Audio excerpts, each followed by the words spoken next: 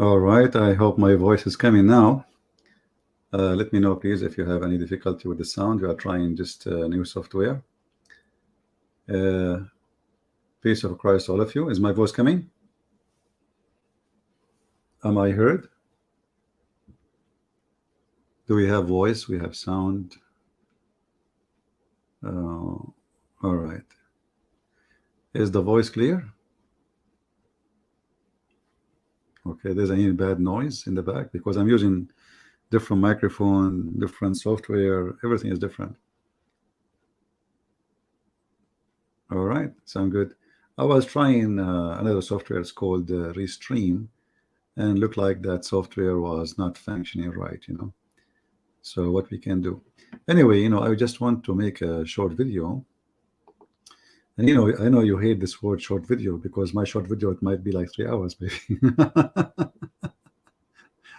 3 hours, maybe, huh? I always would like to warn the Christians about division, right? And you know that I hate division and I fight it. And I believe division is from Satan, has nothing to do with us. And whoever tried to play with it, or let us say to use it, he is just being, if he is a Christian, he's a fool. If he is non-Christian, he is trying, divide and conquer. As simple as that. So this is a comment. I don't know if the comment can come clear to you from your side, because I cannot zoom in this software. I cannot zoom really much into it. Let me know if it's really coming fine from your side. So this person, he's a Muslim, and he made a comment saying, this man is not Christian. He is a Roman Catholic. Now, when you see this comment, you right away you think that this is somebody, maybe he is a Protestant, somebody, maybe he's a Christian, but from one of those fools. But if you go down, you will see he attempt to disapprove.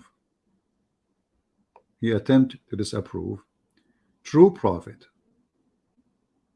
Do you see it? So he's a Muslim. But what if it is not a Muslim? We understand that a Muslim, he is an antichrist. He hates Christianity and he is fighting Christianity. But what if he is not? What if he is not here exposing himself or his stupidity, and he is making it clear that believe Muhammad is a prophet? How many of you will be fooled to the trap and you will start calling each other names? You know what I mean? No, he's not a Christian. He is a Muslim. It says here he attempt to disapprove Muhammad, that he was a true prophet, and all while he proved himself to be a false prophet. So he's talking about me now. So you see, and doing nothing in bringing lost soul to Jesus Christ. He created all kind of strife between countless Muslims and himself by ridiculing them, cursing at them, and calling them childless, whatever. And he said this is not true Christians who called and they say so. So there is many people, they always try to fool you. The Lord, he said, from their fruits you shall know them. And you know that we made by the Lord hell for sure. Thousands and thousands of Muslims leave Islam. But when people, they speak about the language we speak of, and they try to give us this credit, either based on jealousy or because they are Muslims. In the Bible, we see Jesus, he called his enemy is those who follow Satan. Otherwise, he have no enemies. Hypocrites, liars, snakes, evildoers. I mean, it's endless.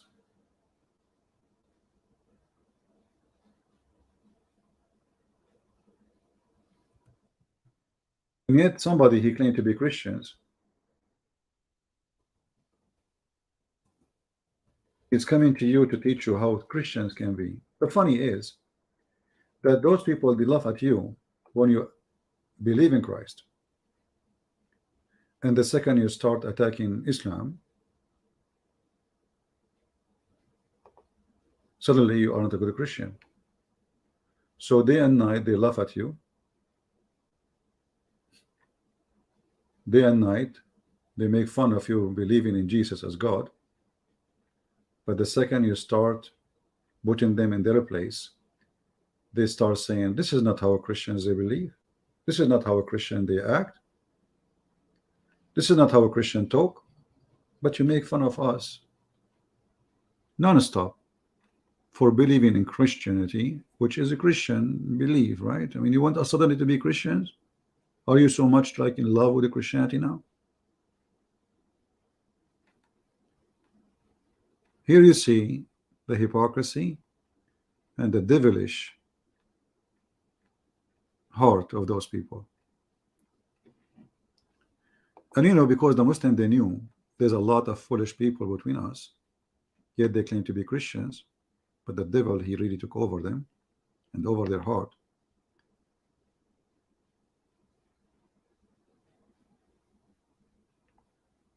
He knew that by saying he is a Catholic or he is a Protestant, you see, if he knew the majority who was listening, if he knew the majority are Catholic, he would say he's a Protestant. If he knew the majority are Protestant, he would say the Catholic. And he's assuming because I live in USA, so the majority is Protestant in his, you know, plan.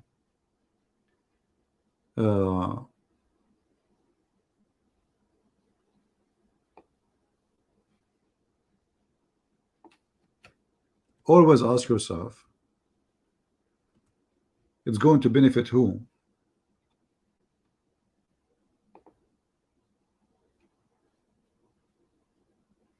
If we are divided, who is the one who will really get the benefit? And what we are divided about? You will see a foolish person from both sides.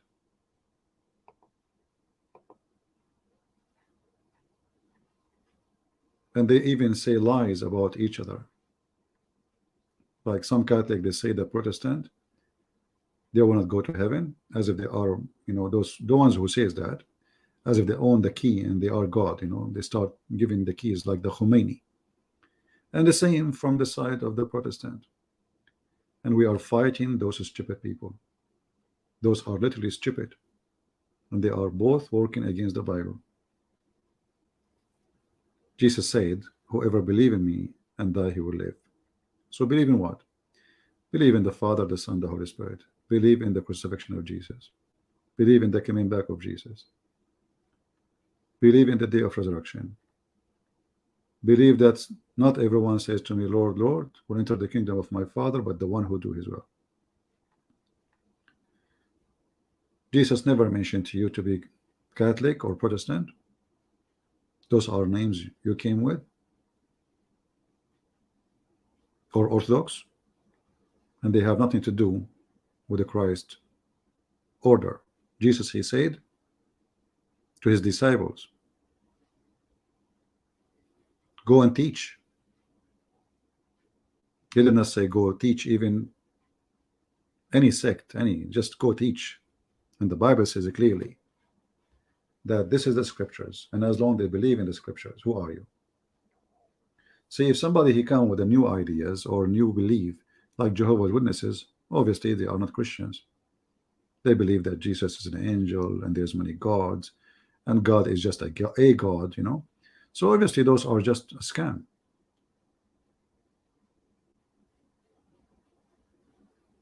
But if somebody believe in God the Father, God the Son, believe that God is love, believe that God he ordered us to love our enemy, And then we cannot even love a Christian. He go to different church. What kind of a Christian you are and who you are following exactly, right? Who's your Lord? You know, when we go and read the story, when Jesus, he went to the bazaar, which is a temple, sadly, a temple which became a bazaar because people are doing business, you know, people doing business. So he went to the temple and he saw the temple become a bazaar. And what people are doing in the bazaar? Buying and selling. And this day nothing changed. Until now, religion is business, buying and selling. And there is many who they are evildoers. They look for opportunity. They can be priests, they can be bishops, they can whatever they be, you know, they can be. So they look for opportunity of a business where we can invest. You see, in the time of the communist, many of those who claim to be believers, they joined the communist because now we have a new rules, we have a new, we have to make living, we have to make business where we can flourish, where we can go high, where we can control. So we got rid of Christianity and now we go and we become atheist and we are communist. When communism is gone, you will see all of those ones who they are in charge, not I'm talking about normal people who've been forced to, suddenly they became believers. Like Putin. Putin was a KGB, right? He was a KGB. Do you know what KGB? That's mean this guy is not only tested to be a communist, he is the communist. The communism time is over. Putin, he wear a cross. He go to the church because now everything changed. The believers can decide my fate if I can be a president or not. So I have to convince them and I have to make them believe that I am a believer. And this is just an example of people who fool you or try to fool you.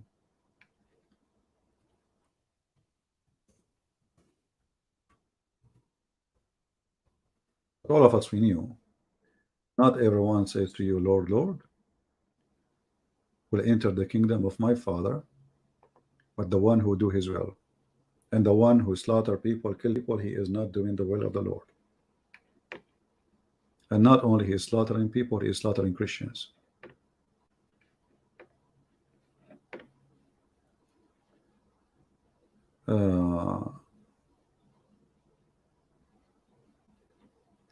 You see, already we have some people in the chat, they are spreading lies and they are trying to divide you, right? They are there. They are in front of you. They love to divide you. They are evildoers. They are evildoers. And even they might be even Muslims trying to divide you. And if you are a fool, you will go. You know, if you are a fool, you will go for it.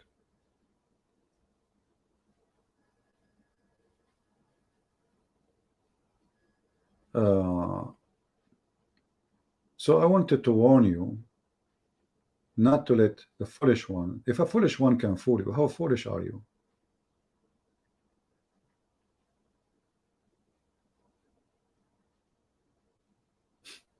You know what I mean? If a foolish man can fool you, how fool are you?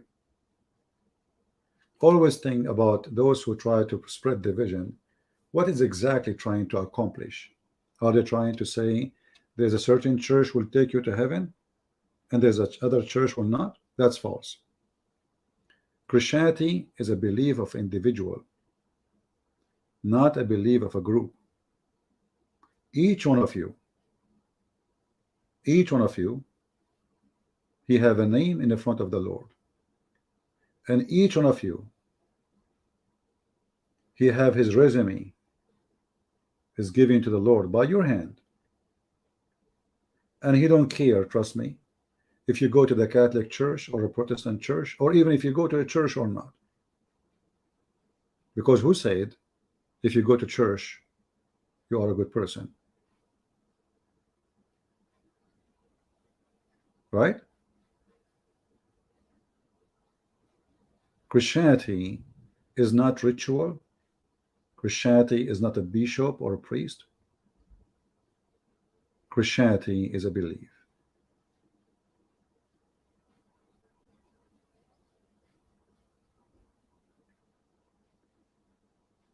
And those who believe in Christ are the one they will be saved, not the one who go to a certain church. When Christ he taught or he called people certain words, sons of snakes, serpent, evil, hypocrites, liars, Satan is your father. And then you will see somebody coming here to school you about how you talk. Obviously, if he is a Christian, and this guy obviously not a Christian, if he is a Christian, he never opened the Bible.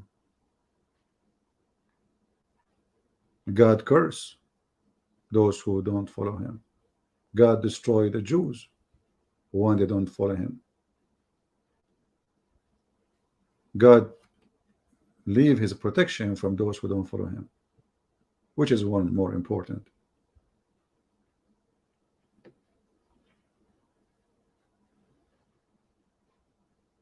Always the smart evil, I call them smart evil because their smart is evil. They are smart, but their smartness is evil. They try to, defeat you by their intellect or intelligence because you are a fool. And sure, when I say you are a fool, I'm talking to those who they fell into the division trap. If I see somebody is a priest from any church, what is exactly I'm looking for? What exactly I'm looking for? I look for how much he is following the Bible. If you have a picture behind him, well, all of you have pictures behind you.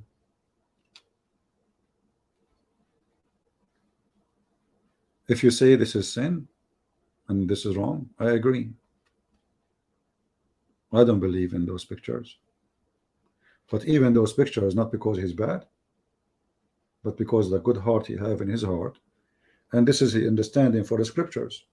He have his way to respond to that. You might not agree, but for him, he's right. But if God he forgive us, and he forgave a woman who was doing and committing adultery, and even she was a prostitute,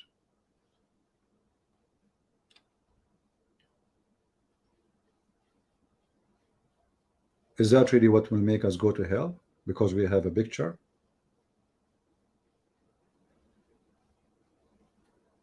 If God, the Lord, the Messiah, he promised a person who was next to him in the cross, and obviously he was a criminal,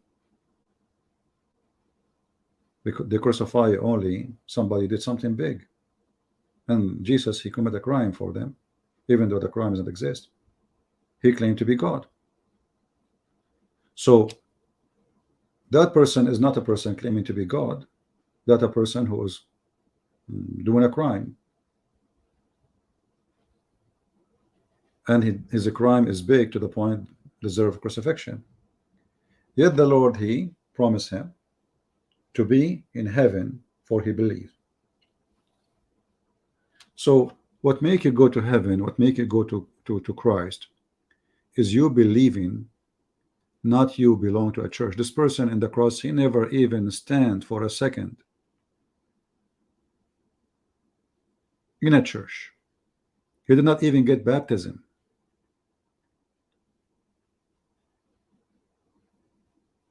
But in the cross, he believed in Jesus.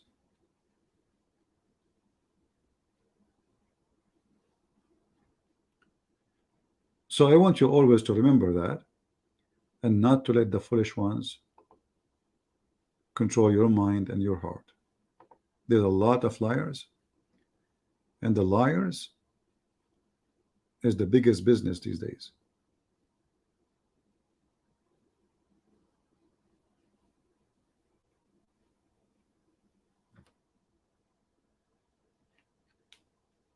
Anyone have a question? Exactly. Following Jesus is not a religion. Following Jesus is not a religion. You're following Jesus, not a religion. The second you start dividing yourself with the foolishness of mankind, which is exists all over, that's mean you are not following Jesus. Really, you are just following your ideas of Jesus. It's not you who give a key to heaven. It's not you who send people to hell.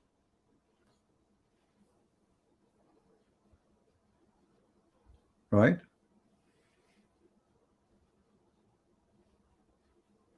And always ask yourself a very simple question. Who is going to get the benefit of the Christian being divided? And when I say the word Christian, remember that when Christian Prince he say Christian, he mean all Christians. There's nothing for me. It's called Catholic or Protestant or Orthodox. This is the only word in the Bible, and I don't accept any other word.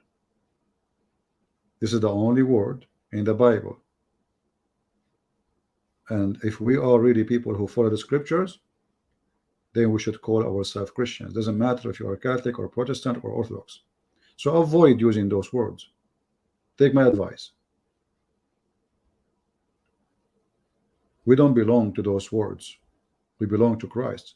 So we call ourselves Christian. What's my name? Christian Prince. If there's a better name than being Christian,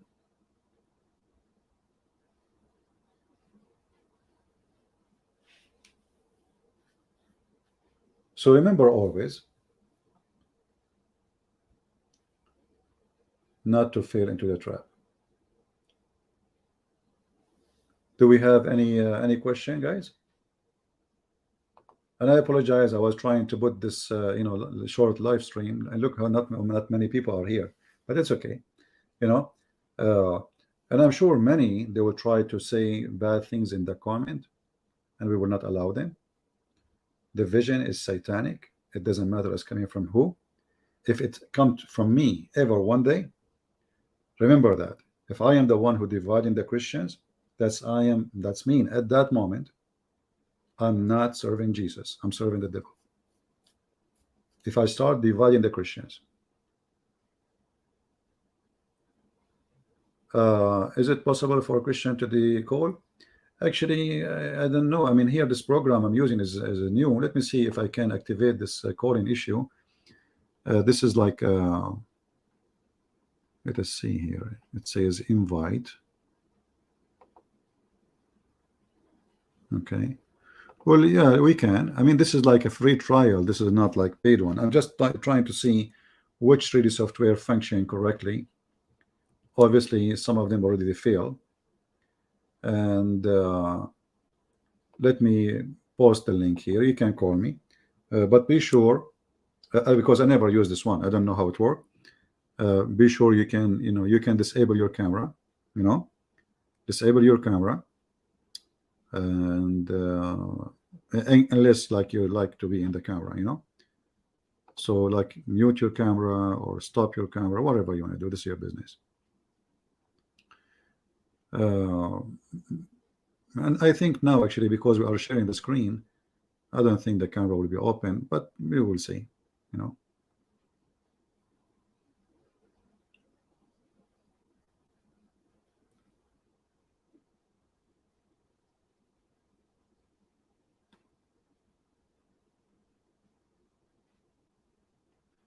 The Islamic cult, or it's not even a cult, it's just a stupid a horny sexual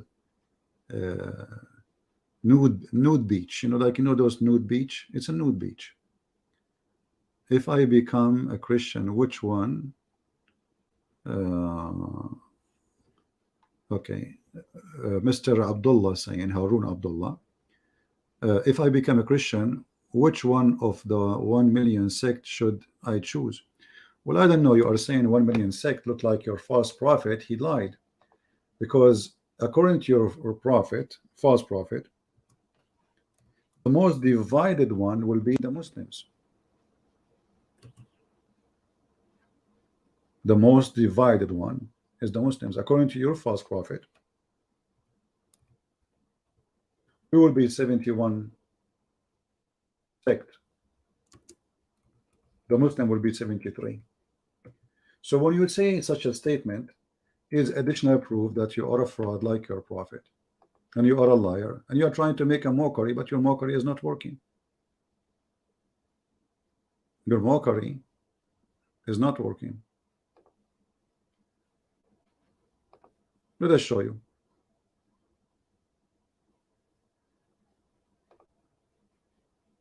Is that your prophet saying those statement, or this is a fabrication? Read and love.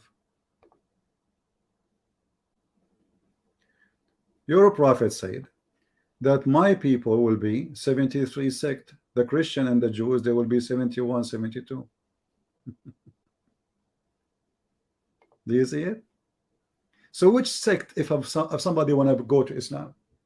And by the way, you just said a million, so your prophet is a liar again. You cannot trust Muhammad, can't you? You said a million. An admin, if somebody use a bad language, just to block him. Don't even give a warning. Do you see it, Abdul? I don't know. Is the text, guys, you can read it, or it's small? Let me see if I zoom in.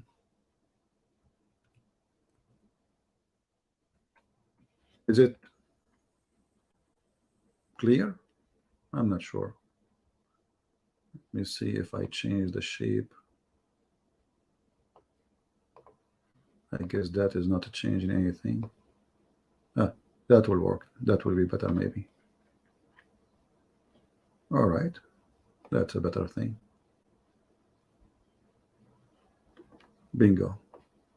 So do you see what your prophet said?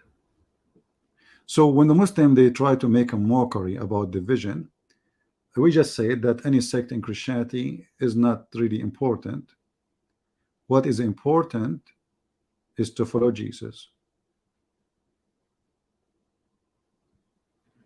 What is important is to follow Jesus. But in your religion, there is only one sect out of 73 will go to heaven, the rest will go to hell. Do you see it? Jesus never spoke of such a thing. So you just got yourself busted, Abdul. Now it is your problem, it's your religion, and what you can do about it. You have now 73 sect, and you need to figure out which one is the one which can be good for you. How in the world that can be from God? And what kind of a prophet? He come with such a solution, saying, well, you know what, there is 73 sect, my people will be, only one of them is going to go to heaven. And now each one of them, he claimed that he is the one. But in Christianity, as you see, we cannot do that. In Christianity, there's no base of a sect. Nobody can claim a sect. For Jesus says, whoever believe in me, and whoever goes for all ethnic, all languages, all colors, black, white, Asian, etc. But in your religion, you have a problem.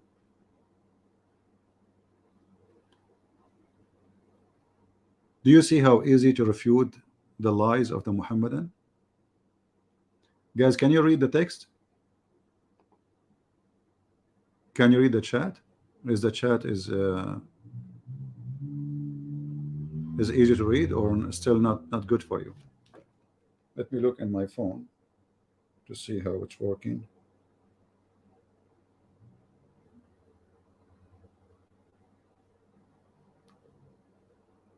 I guess if I make it in the phone, it's still a little bit small, but you can read it. All right, that's good.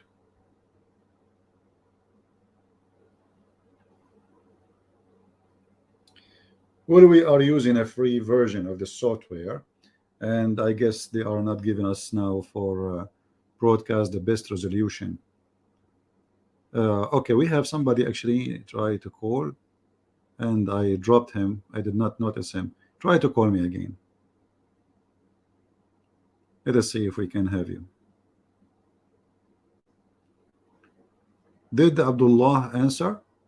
Or Abdullah, he took a hike after he discovered that it is his religion who believe in sect,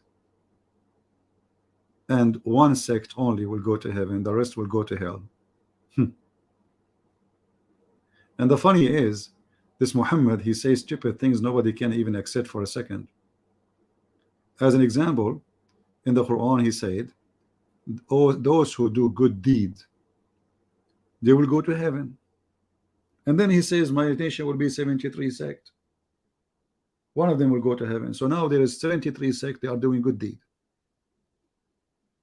Each one of them he think he's going to go to heaven, where the boobies are waiting, and women with nice legs and bums are waiting, and boys, child abuse in heaven of Allah. Right?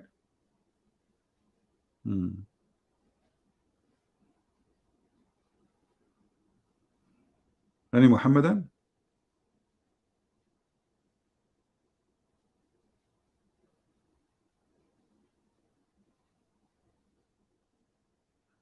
Who gagged hadith, da'if or sahih? Well, this is the Muslim today. They are trying to avoid embarrassment. So, you know, if something look like, this is something new actually, you know, you see, because 300 years after Muhammad, almost 300 years, Al-Bukhari is written, you know, and Al-Bukhari, it's called Sahih Al-Bukhari. So what does that mean? It's mean that the Muslim, they decide, or one of the scholars, is a name Al-Bukhari, very trustworthy by the Muslims, he decided to collect hadith, put them in a book, and everything there is Sahih. However, the Sahih books are 6 books. They are not one. Not only Al-Bukhari. You see this one? This is Sunan Abi Dawud. This is one of the Sahih hadith book. So according to the Muslim Sunni, there is like 6 author have 6 books, and the books is not just a book, you know, it's many books, you know, but they call it the book of Al-Bukhari, but the book of Al-Bukhari have many books, or Abi Majah, Abi Dawud, or etc. So each author, he have many books, and those books contain the authentic one. But now, even the authentic one, because they are in embarrassment, the Muslim, they try to get rid of them. You got my point? You know, for us, we don't have authentic Jesus and fake Jesus. We have always authentic Jesus.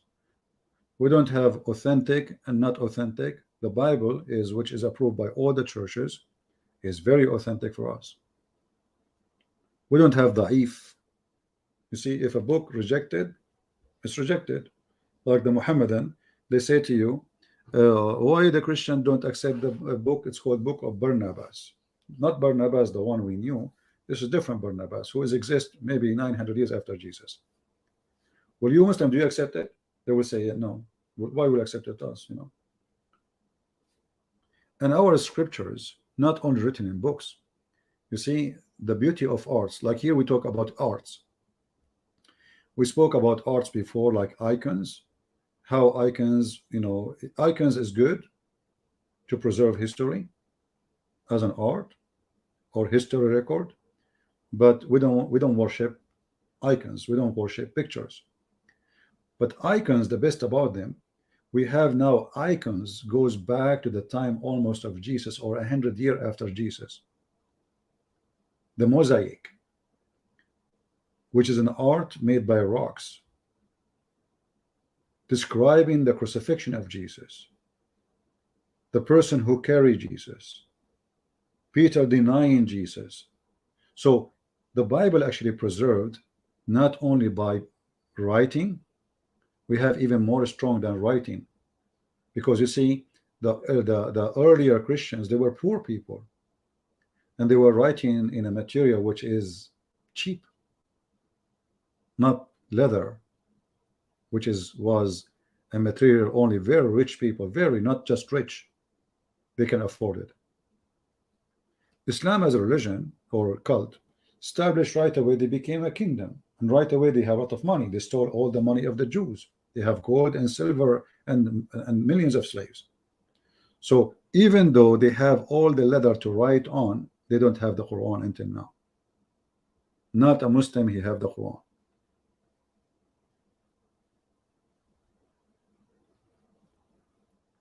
So the Muslims now, they are living in a confusion about what is authentic and what is not. And if this is the case, then how we can you anything about Islam to be authentic? If it's possible for me today to say what Muhammad said, he did not say that. And then everyone, depend in what he like, he say this is accepted or this is not accepted. So how we can follow Islam?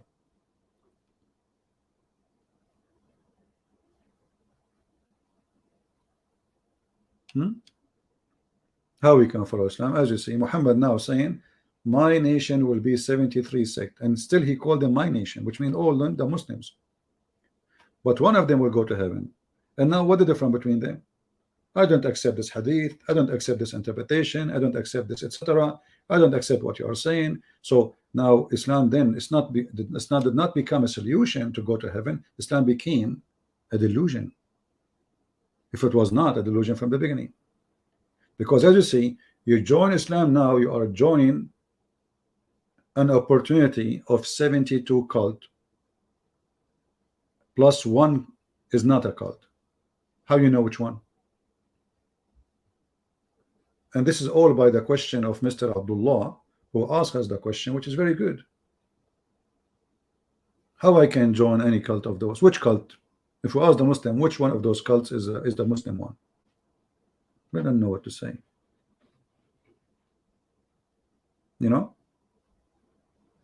Which one of those cults is the one you Muslims you want?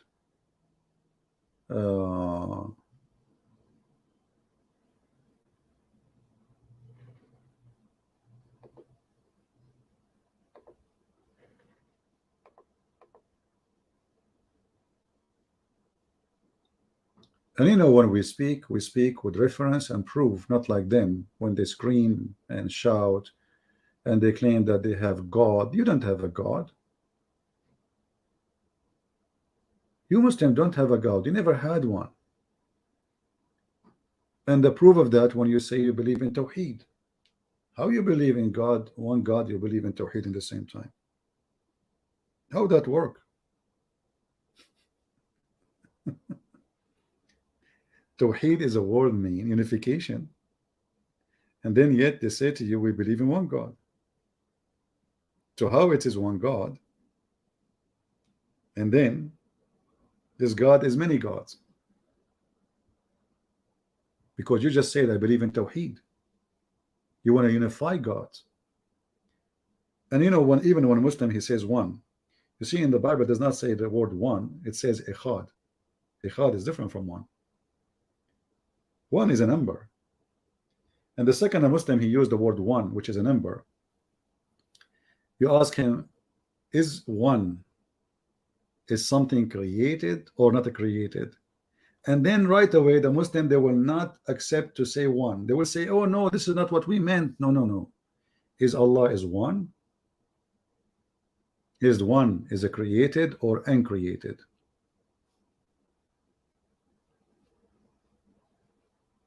Is two is it created or not created?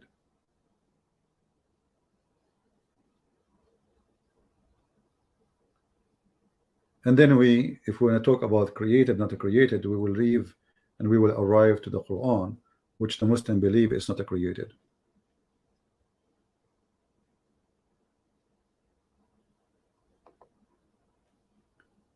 Yeah, actually, one of you he tried to call me, but I guess he waited for long.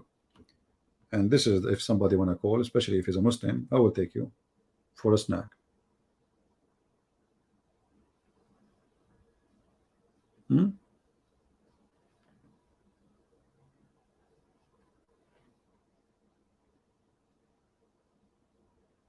The Arabian prophet, of course, One is not a created. God is one.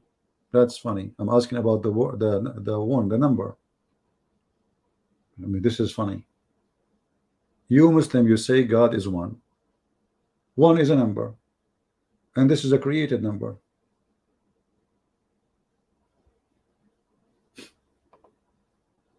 If there is something exist, really, it's called one.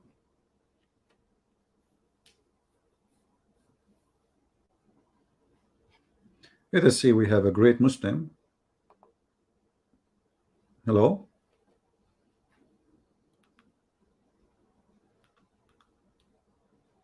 Hello.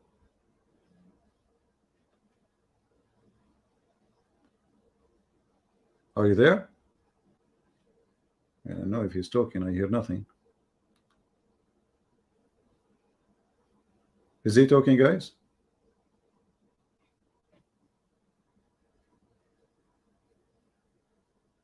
Ah, his mic is muted, it says. And a mute mic.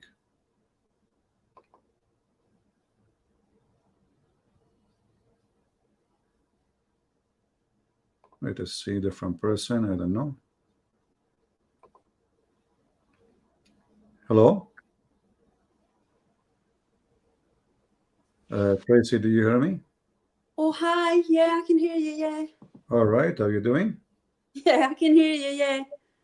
Yeah, your camera is on, just to let you know. Yeah, but it's on the roof. All right. I like your roof, by the way. It's a nice roof. Okay. Yeah, you said not to put it on, so I didn't put it on. Yeah, I know. Yeah, I'm just joking with you. Okay.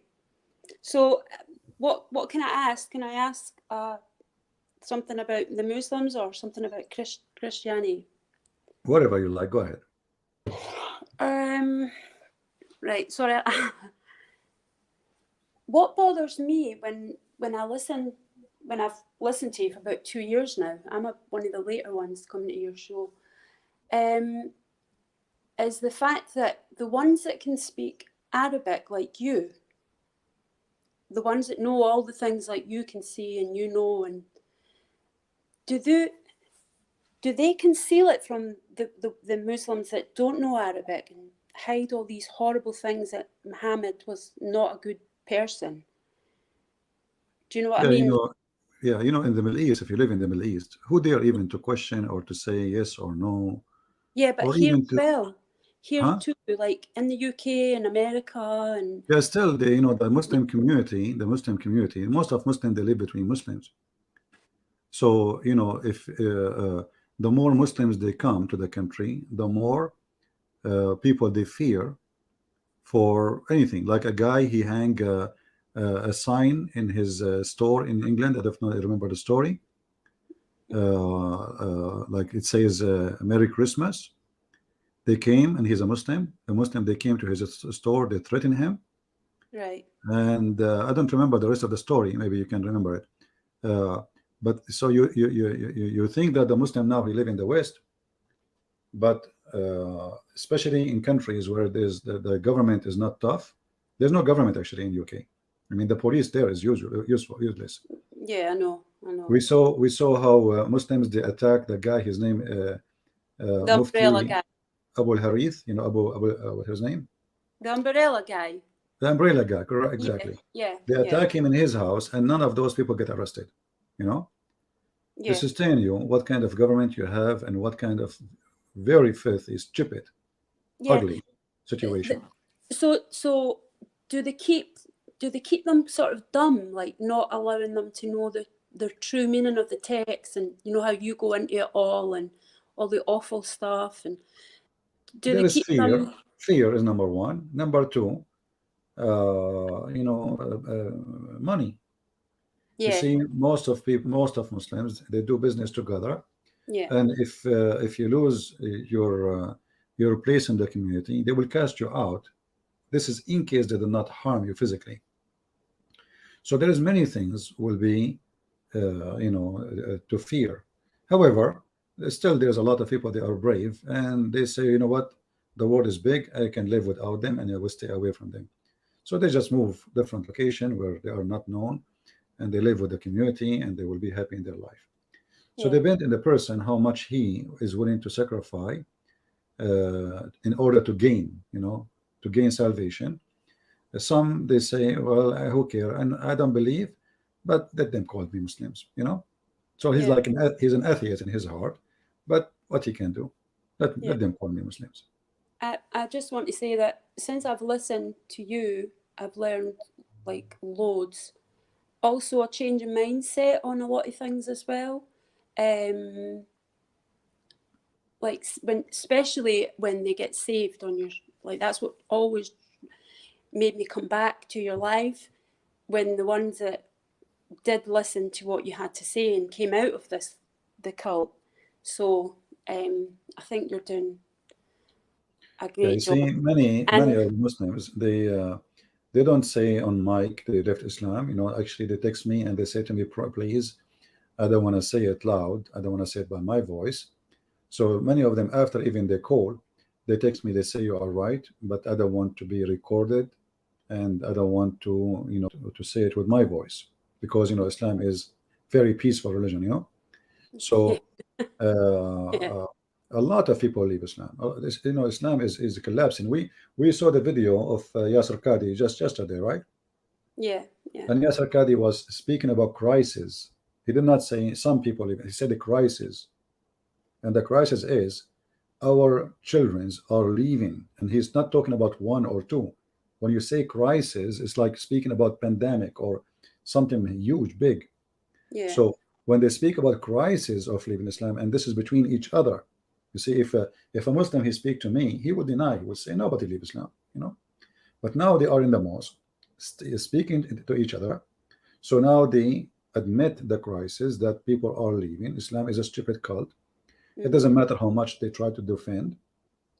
But as I said, depend on the person how much he is willing to leave behind and move on, or he want to stay, where he is, even though he don't believe in. But as you see, most of Muslims really they don't believe.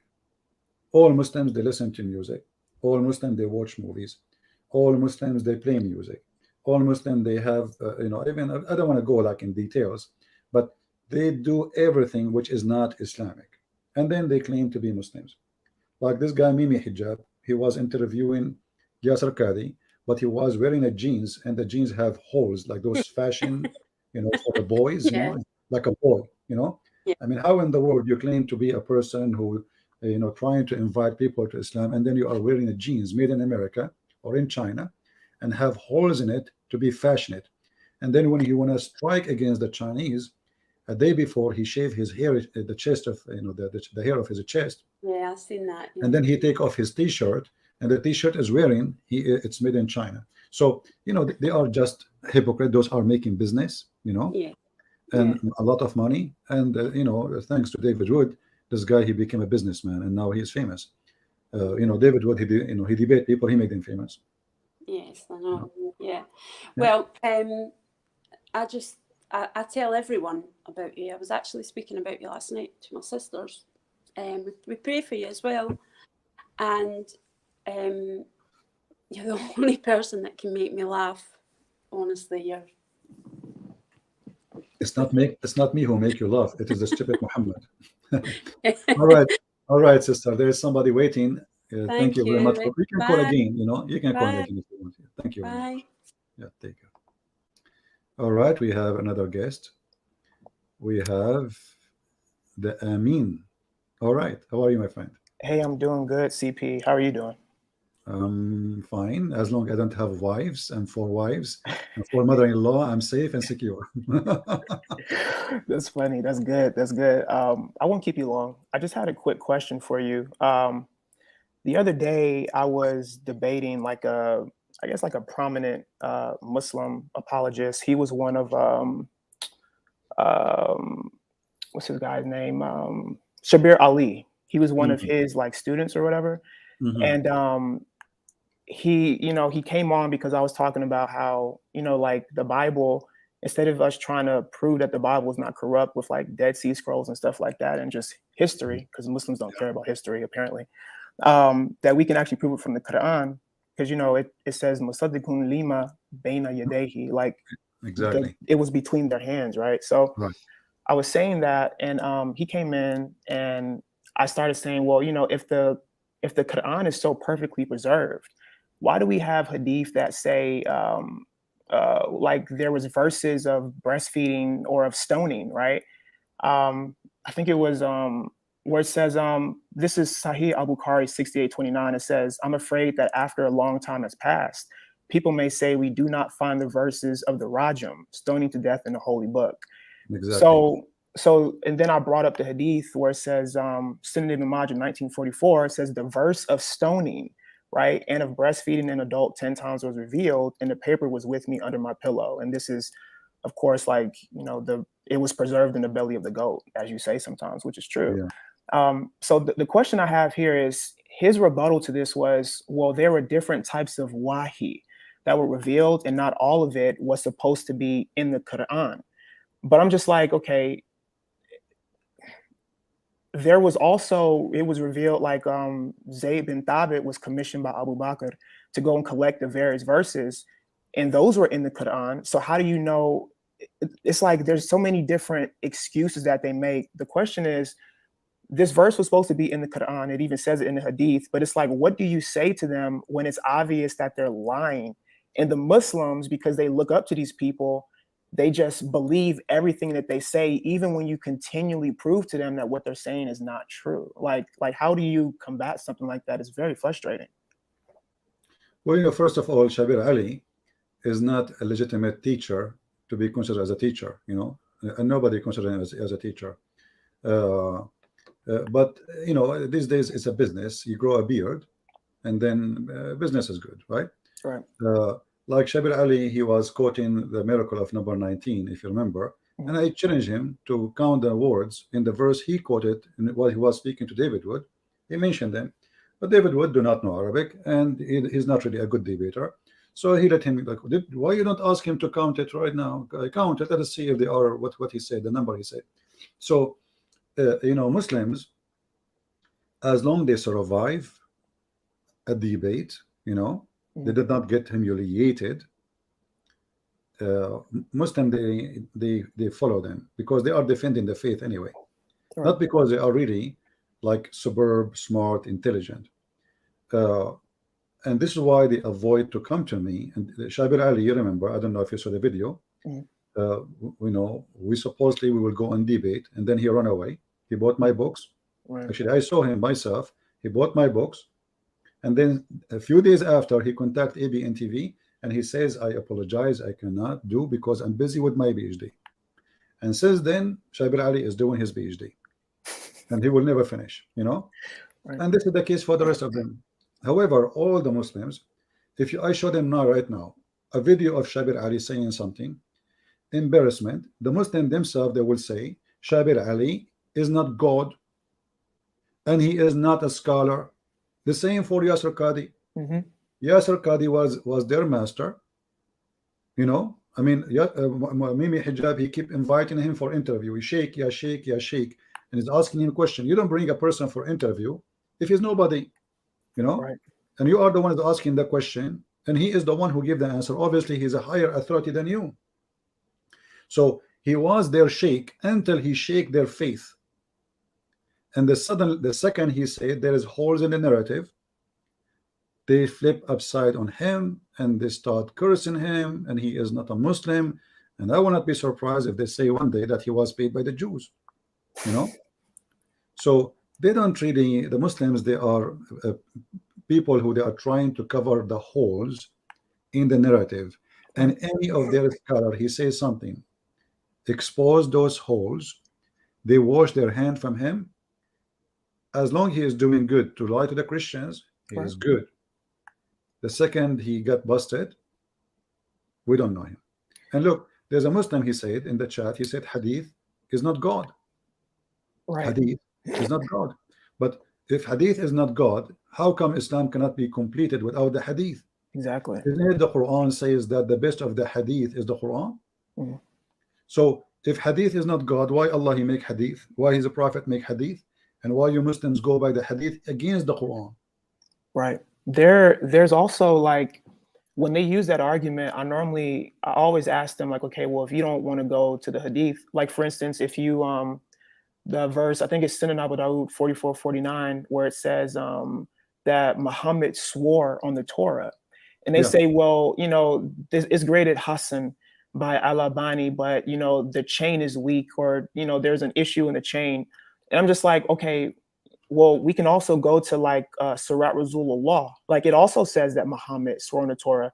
And then they say, well, you know, that was, you know, there was issues with that biography. And then I say, okay, well, let's just go to the Quran, Surah 3, verse 3. And like I said earlier, Musaddiqun lima bayna yadayhi, it says it right there that like Muhammad had the Torah with him. And they say, yeah, but you know, it was the Torah at that time.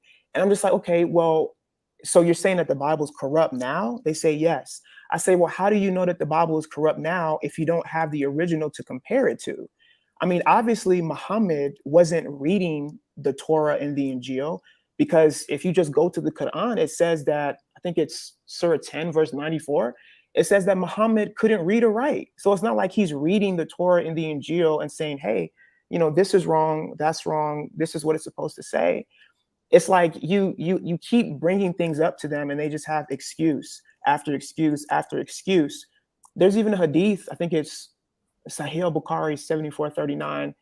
It's talking about like the shin of Allah. And in that like narration, there's a section in there where it's all like, something will be said that this came from your Lord. And then the Muslims will say, this did not come from Allah. It's like, even if Allah himself was to give you hadith or was to give you a narration, you guys say it's weak.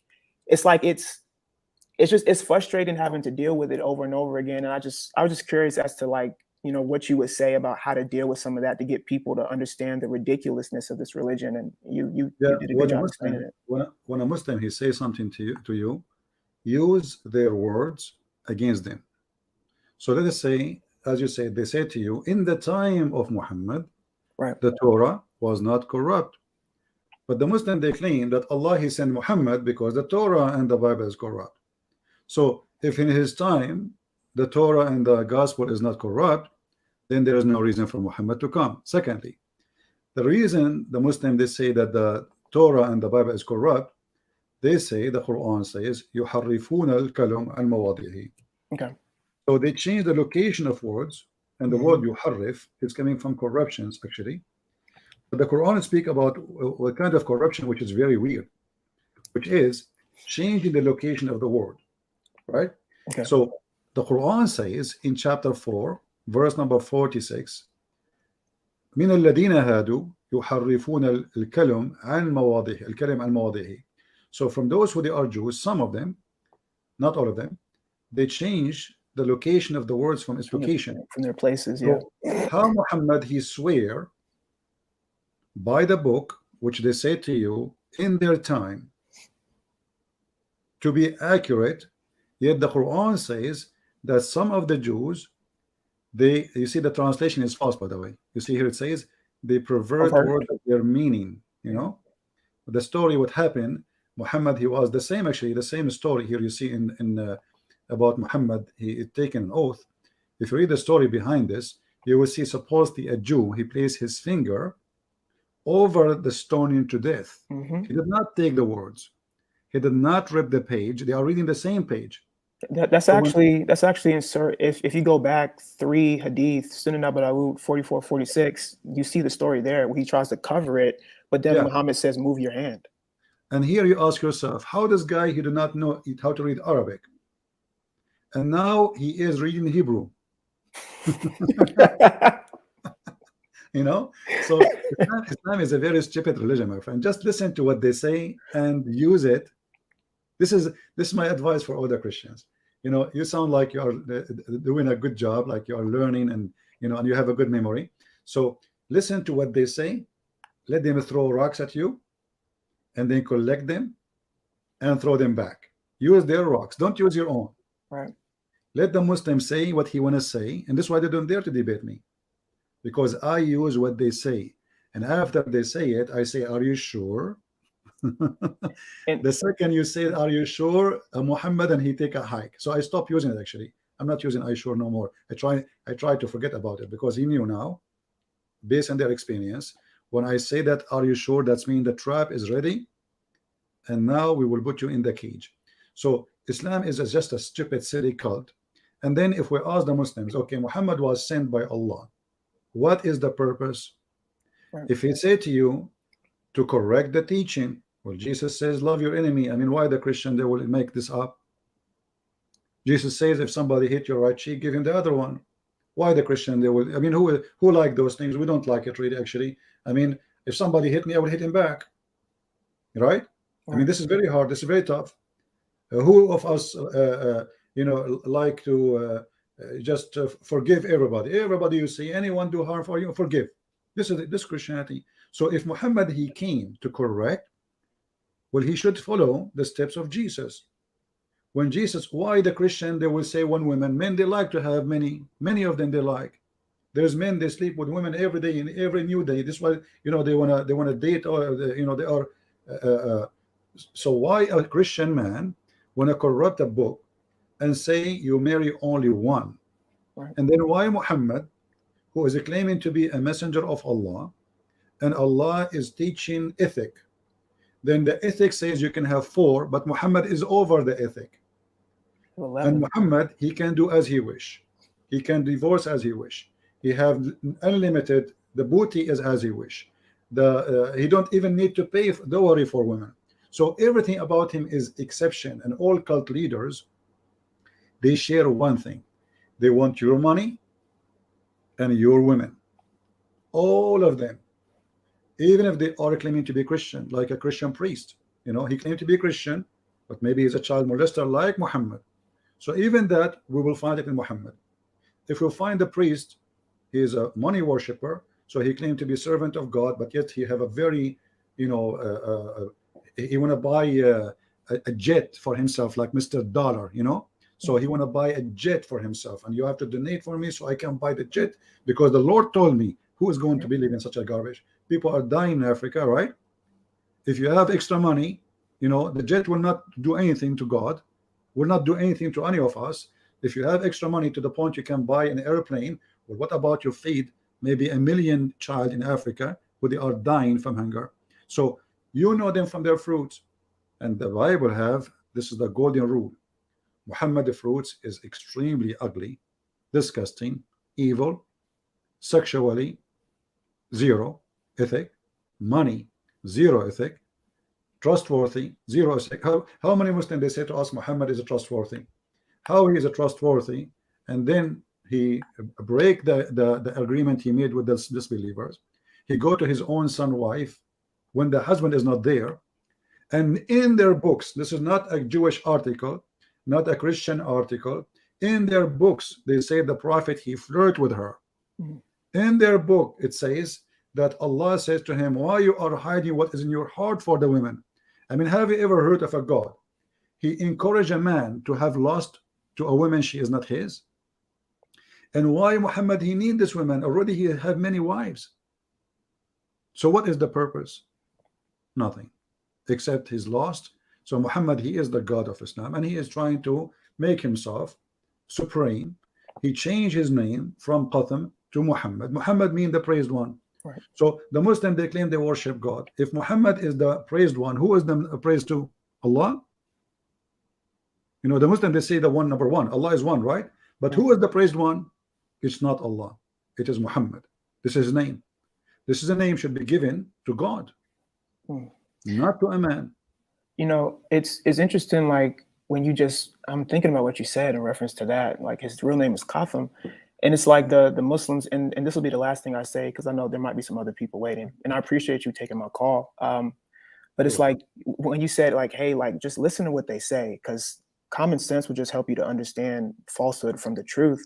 It's like they say, like Muhammad's name is in the Bible. For one, if the Bible's corrupt, how is Muhammad's name going to be in there? Like, how do you know that that's not corrupt? But if Muhammad's name is Qatham and it's not Muhammad, then it's like, okay, well, they say, see, like in Song of Solomon, this is Mohammedan or whatever, that proves that it's Muhammad. But I'm like, but his name is Qatham. So it's like, if Muhammad's name is in there, shouldn't his real name be in the Quran? Or like, it's crazy. Like even the Muslims say, well, Jesus spoke Aramaic. Just using common sense, it's like, okay, if Jesus spoke Aramaic, why don't you have the original in Aramaic? It's like, okay, if you go to Surah 19, verse 33, it's Jesus is speaking here. Isa, the Fortnite Jesus, their imitation of Jesus. Jesus is speaking, and he says, blessed be the day that I was born and the day I die. So then I say, well, Jesus spoke Aramaic, right? They say, yes. I said, well, this is in Arabic. I'm like, if you guys are so stringent about the language, why is Muhammad not quoting this in Aramaic? Why is he translating it? So translations are good for you, but Allah can translate stuff for the Quran, but he can't translate it for the Bible. It's like you said, like you just think about what they say, and it's just pure insanity. It doesn't make any sense. I don't know why anybody wants to be a Muslim. It's a very weird religion. What about Allah? He translated the language of the ant. You know, and Sulaiman, he learned the language of the birds, yet he understand the ant. And by the way, the other day I went in my yard and I saw an ant. I tried to communicate with her. You know, I said, did you know Sulaiman? Have you ever met him? Like your friends, your cousin, your grandma, she told you about Sulaiman. If you know anything, just let me know. But let me ask you, say something to you before you go. In chapter 61, verse number 6, the Quran says that in the Bible, the name should appear is Ahmad, not Muhammad. And if they say it's the same, no, it's not the same. Otherwise, it's going to be Muhammad. You see, it's a name. You see, in your name have letters, and you cannot change them. So, according to the Quran, the one who will appear is Ahmad and Muhammad. Then here you ask questions. Why Muhammad in his time did not say to the Christians, as long he's taken oath in it, open this chapter, read my name. You know what I mean? All right. As long the Muslims are sure, and we show the hadith where Muhammad swear by it. All what you need to do, say, okay, you know what? Let us open this chapter. You will find me there. He did not ever do that because he knew he's a fraud. So why he is worried about the stoning to death when he himself he lost it? In the same time, he could not say to the Jews, here we go, there's a verse about me. So we wait 1400 years until somebody, his name is Didat, he learned from somebody Mohammedan, which is very funny, and then suddenly praised one in the Bible is all over the Bible, not only in one place. The word praised one is all over, right? You know, so if every word means praise, it goes back to Muhammad. This is their madness. But the Bible says it clearly that we have to examine the prophet. There is two exams. The one about prophesying in the name of a false god, and the prophesy which never happened. So if you prophesy in the name of false god, and even if your prophecy happened, you are a false prophet. If you prophesy in the name of the true God, let us say Yahweh, yet your prophecy came false, you're false. Muhammad had both. Muhammad, he prophesied in the name of a false god, and all his prophecy, not a single one, and I changed the Muslim to prove me wrong, came to be true. All right, my friend, thank you very much for being here, and I'm glad to know you and to have you. You are a smart person, I can tell, and I encourage you to study more so you can defeat their lies. Okay, thank you so much. All right, thank you. Always use their logic, and this is the easiest way to destroy them. Let them say, let them speak. You know, the more they speak, the more they dig in the ground. They dig a big hole. The bigger the hole, the better. Yes, all sir. right, take care, my friend. Bye-bye. God bless you. Bye-bye. All right, we have another person. Let us see. Hello. Oh, I did the wrong person, sorry. Hello. Beep Bob Boop, how you doing? What is that? How you doing? I'm fine. Go ahead. What do you want to say to us? What's the topic? Okay. What is the topic? So you are waiting all this time and you do not know what the topic. All right. Hello? Hello. Yes, my friend. Go ahead. You okay, yeah? CB, man. This is Safaraz? Yes, man. So Safaraz, you know, I will give you the microphone and tell us, what do you think about Muhammad being a prophet? He go to his own son's wife and he flirt with her. What do you think about that? Do you do that? No. The main argument is, CP, you have to look at the world. Look at the world. Look at the look at the West and look at Arabia. Who is producing the fruits? You can see the West, Christian countries are not producing any fruits.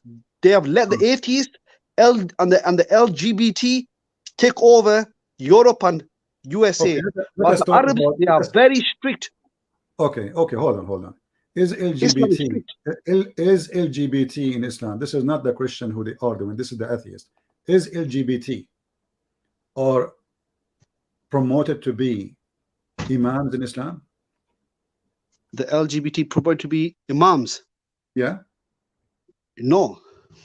Well, the hadith in front of you, it says that the Muslim, they came to the caliphate and they asked him about an imam who is a homosexual. And by the way, your prophet used to have a gay in his house. Umar, he have a gay. Ali have a gay. All of you and all his family are homosexual. No, But we will no, go, gays, man. hold No on, we will gays go there, there man. later.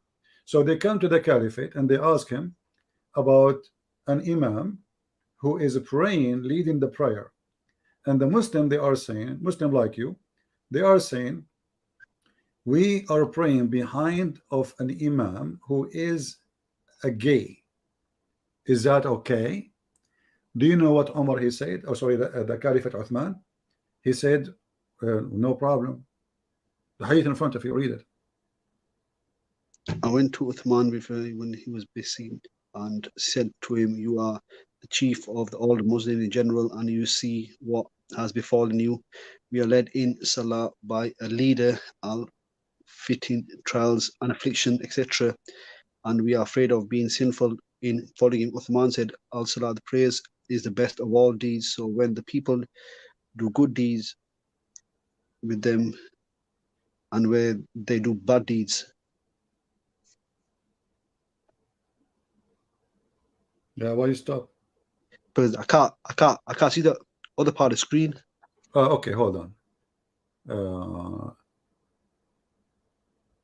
Let us see and take it off. Okay, now. The good deeds, do the same with them, and when they do bad deeds, avoid those bad deeds. Al-Zuhri said, in our opinion, one should not offer salah be behind an effeminate person unless there is no alternative. Yeah, so it says in our opinion, one should not offer salah behind a effeminate person. Yeah, in his opinion, what is the opinion of the caliphate? The caliphate, but does it say gay here? Gay person. The caliphate is a gay, right? Where does it say that? You see, in Arabic it says mukhannath, and the translation says feminine. So what effeminate mean? You tell me. A weak person, a weak person. A feminine person is a weak person. Is that really what it says? A male person who is weak. He's like a weak in, you know. You are you know Safara. I know, like I speak to you and I am assuming that you are a good person. Can't you be honest once? The word mukhannath, it just say he's weak. If he is a weak and he's a good person, what the problem?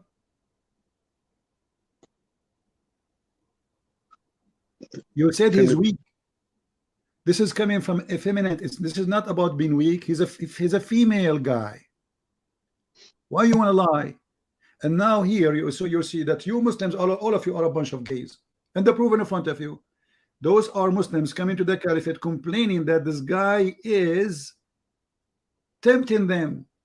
Read, leader of al-fitna, trial, affliction, etc. And we are afraid of being sinful on following him. So those Muslims are tempted by his ass. And here this is exposed that all and those who in the mosque, they claim that they are against it, but the fact they are looking and staring and they are being sinful. Do you see why a man will be tempted? Why a man will be tempted by the butt of a man in front of him, unless he is a gay himself.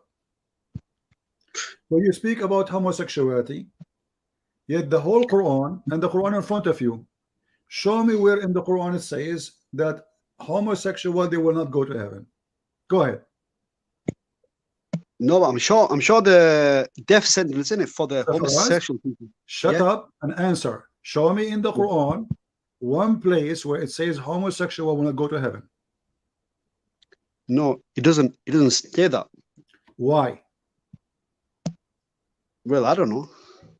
You don't know? Because your God is a gay. Was your prophet wearing his wife clothes? Was your prophet pissing like a woman? Was your prophet putting eyeliner 3 times? Yes or no? The one where he wore the women clothes, that is not even true anyway. That is not true. How you know? The hadith says he was wearing the clothes of Aisha. No, you show me the hadith. You see, you're trying to change topic now. We can show the hadith, and I know you will say I don't agree with it, but now focus with me. You're trying to escape the humiliation you brought yourself. The caliphate is saying it's okay if he is effeminate, pray behind him. So the first one in history who approved a gay priest, it was Islam, and the gay prophet, it was Islam, because your prophet was a gay. Let me ask you, did your prophet Muhammad promise you in heaven that when you go to heaven there's a market, and this market has nothing except images of men and women, and if you like the image, you like it, you go inside and have sex with it? I've heard of something like that, but I don't know the context of that. I've heard of the hadith, but okay, so you heard of it, and what is your opinion? I've heard about the images that they can see images, but I don't know the full context of that hadith. I just told you the honest. context. I just told you. In the heaven, let me show you the hadith. Here we go. In the heaven, there is images of men and women, and if a man he like an image, he enter it. Do you see it? Yeah, he enter it. So what is the images? The images of men and women. And yeah, the images of men. Listen, yeah. And the customer is a man. Yeah. Okay, so who is going to enter the image of men and women? Man. Why a Mohammedan, his name is a prophet of Allah, he makes such a promise that there is a bazaar, market, Playboy magazine, a lot of images, maybe billions, and the images is only for men and women, but the customer is only the man. You see, if the bazaar have customers who they are female too, I would say, well, the female, she would choose the man image to have sex with him, and the male, he will have image of the female and have sex with her. But as you see, the hadith is so clear. Whenever a man desires sexually, an image, he enter it. Go ahead. I've heard about this hadith, to be honest, but I never knew the full of it. You know, the full. Now you stop saying the same thing. Now you know the full of it. No, I'm saying there are going to be images. I know that. So you enter it to have sex with it. Okay, how a man will enter an image of a man to have sex with it? So let me input this. Images in market. Just give me 1 second, maybe.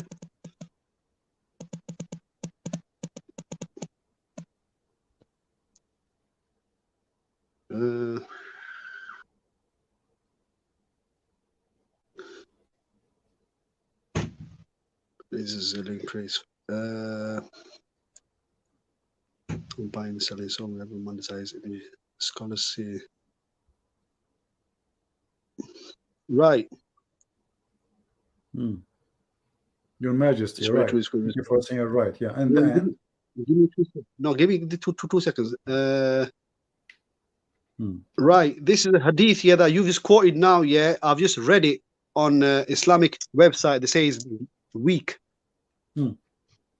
What week? It's a week. What week means? It's a weak hadith. It's a weak. Weak mean accepted. No, weak means it's weak. It's a crap. Okay, I'm going to play an audio of Sheikh Hamza, who explained that weak hadith did not flunk, it passed. Who's he? Sheikh Hamza. Who's he? Sheikh Hamza. He's Sheikh Hamza. He's not. Are you Sheikh? You are not. You are shaky. So let me take you Brother, off. Let me Hold answer your on, shut question. up. You Muslims, when you when you're Muslim, they say that this is weak. The question is, are you saying to me that you Muslims are a bunch of liars? What does that mean? It's accepted. That's why it's weak. It's not rejected. Weak is accepted. It's not rejected. If I go right now and search for Sheikh Hamza,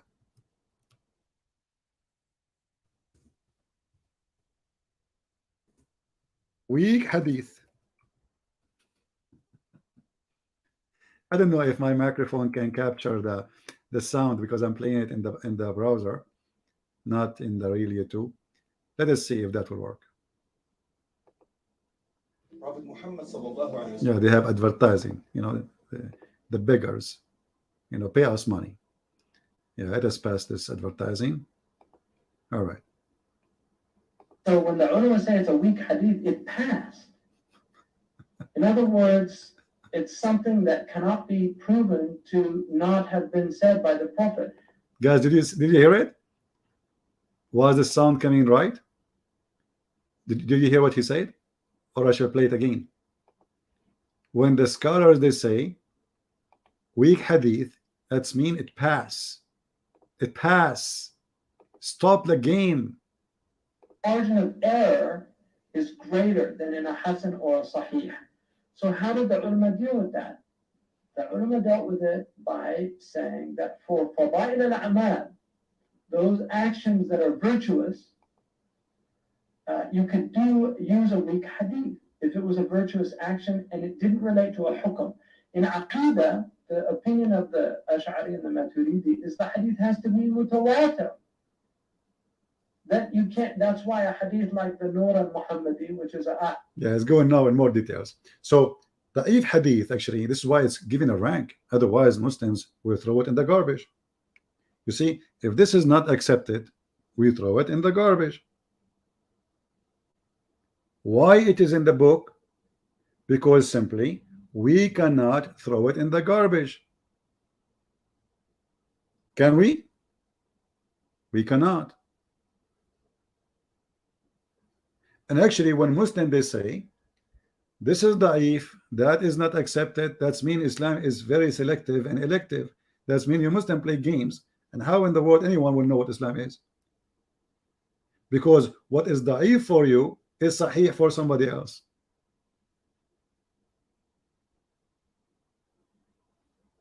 Do we have any Muslim have knowledge beside this Safaraz who is you know? So as you say, the Prophet he promised male and female, and we ask the Muslims, if we speak about homosexuality, the Bible have clear verses about who go to heaven, who's not. Very simple. But we cannot find one verse in the Quran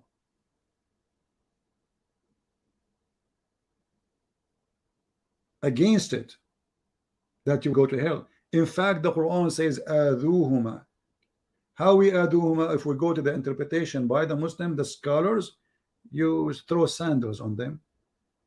That's it. But they are Muslims and they will go to heaven.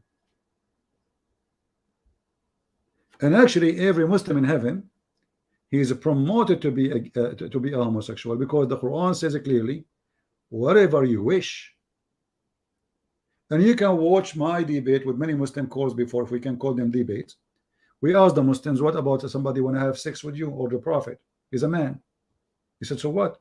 In heaven there is no sin.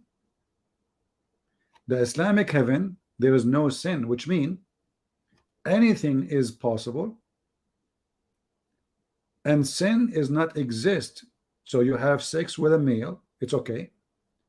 You have sex, I asked him about sex with your mother, he said it's okay. And he screamed at me, he said, what? You don't understand. In heaven there is no sin.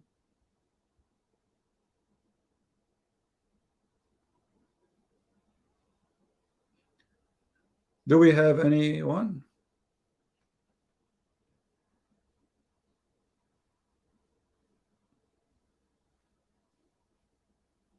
Let us see this one. Hello?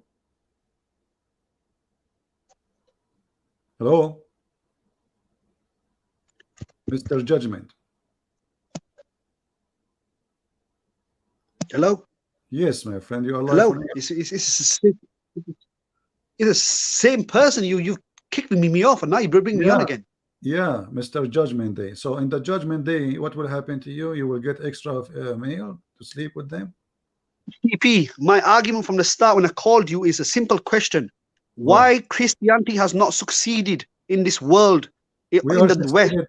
We are succeeded everywhere. What are you talking Look about? at your Christian countries, No, brother. listen. You are talking about the lost one. Those are you. No, you're not Yes. listening to my question here. Hold You're not on, listening to my hold on. question. No, I listen. You are talking about, and look at you, how hypocrite you are. You are living in England because of those lost one. They are giving you permission to live there. So you should be thankful for them. It was, I am it thankful. was those government who they are anti-Christianity is the one who gave you permission to live there. Is that correct? These lot have lived, give me permission because I have always been here. I've always lived here. Okay, let me ask you. No, you did not always live here. You are from Pakistan. No, I'm not from Pakistan. I'm from here. You are British. from where? Where are you from? Where? What do you mean? Here. Okay, Britain. open your camera. Born here. Are you ethnically Why? are you ethnically from Pakistan? Yes or no?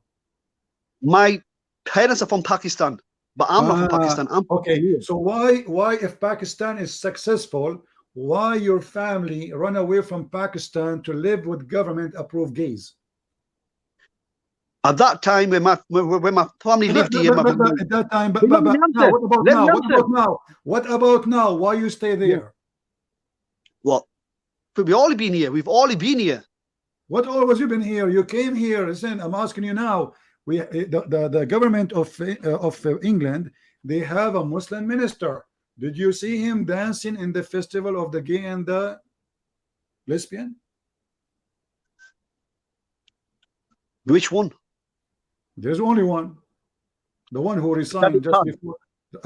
He resigned a week before Johnson. He he supports homosexuality. He attend the festival of gays. We have here a congresswoman, two of them. They are Muslims. They were dancing in the festival for the homosexual. You Muslims are hypocrite. You Muslims are hypocrite. You are avoiding argument. In USA, argument. in USA, we are fighting against abortion. We as the Christians.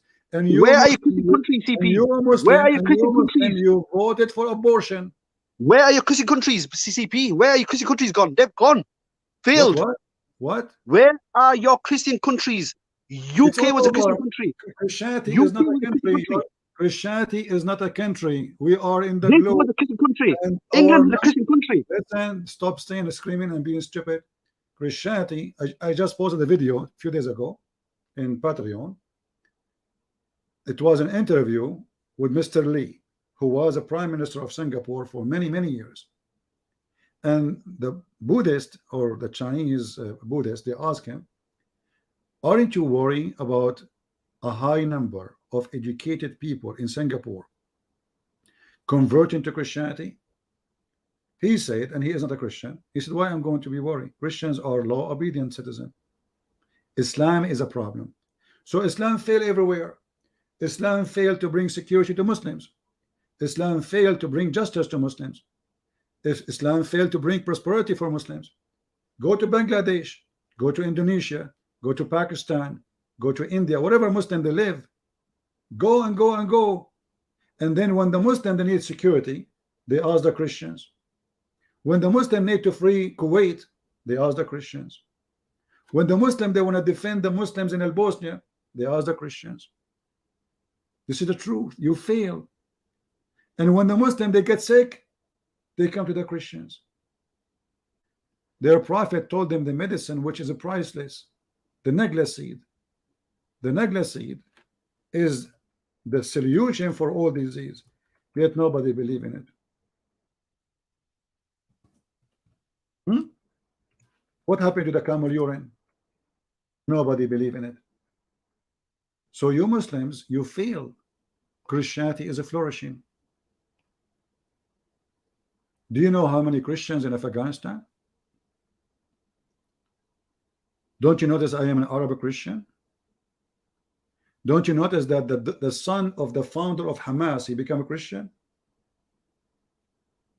You are collapsing. Did you watch the video of Yasser Qadi yesterday, where he said we have a crisis, our children are leaving Islam?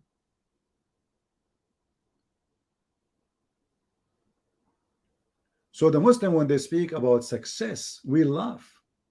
And you just said to me, hadith is da'if. I mean, even your religion does not have success to preserve what your prophet said. What a disaster. How you can preserve your religion if your books is full of fake stories according to you? You fail. You fail in everything. You fail in preserving the hadith. You fail to preserve the Quran.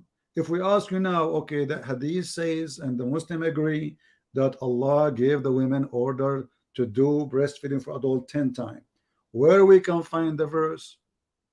What you will say to me? It's abrogated. Okay, abrogated by what? By 5 times. Okay, can you give me the verse of 5 times?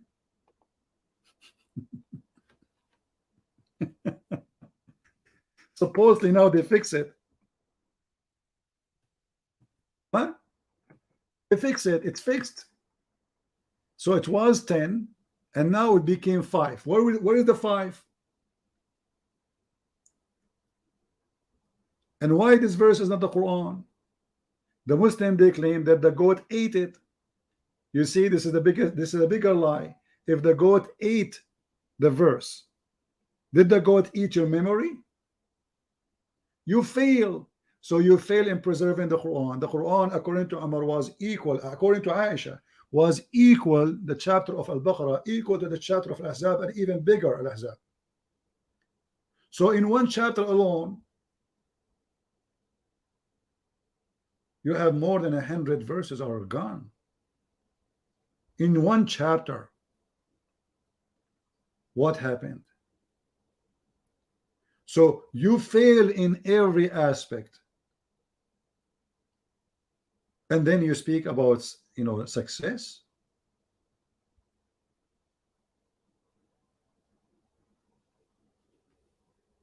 You live like a savage, and you will die like one. What about being clean? How you take a shower, Safaraz? Let me ask this guy. He's still with us. Hey, Safaraz, how you take a shower? Huh? Safaraz, do you take a shower like the kuffar, or you take a shower like a Muslim? I use water, simple. Shower. What do you mean you use water? Explain. Shower, of course, isn't it? What does that mean? Is shower is something kuffar made, or this is Islamic made?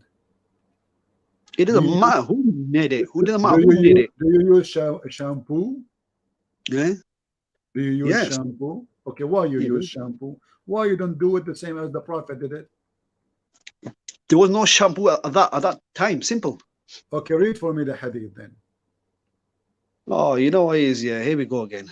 You know, Here we go CP, again. yeah, you have No, failed. I wanna You have see. failed. Listen, potato, listen. CP, I you wanna have see- failed my you see, debate. I'm going I to use called it. you. I'm I going called to you regarding use an aggressive Christianity. language with Now you you because- change the topic. Because now You you are change being a the liar. topic I'm all asking time. you. I'm not You are changing a topic. You are the no, one who mentioned you it. have changed the topic. Don't So answer force my me to question. mute you. I'm Answer asking my you. question. How Where are your your Christian prophet countries took- gone? How your Where are prophet your Christian took countries shower. gone? Where your are your prophet- Christian countries gone? All the world Where is are a your Christian kingdom. countries gone? All the kingdom belong to Jesus. Where are your Christian countries gone? Simple. All the world belong to Jesus. Simple. Where are your CP? Where are your Christian countries gone? They failed. Everywhere. You don't Look have a in- country. You don't even have a single Muslim country. You don't Look have in a single- Arabia. you Look in don't have a Arabia. single- Shut up. You don't have Arabia. It's not even a Saudi Muslim country. Shut up. If I take you right now to Dubai, where is the Muslims? If I take you now to Saudi Arabia, where is the Muslims? There's no Muslims in Saudi Arabia. All of you listen to music.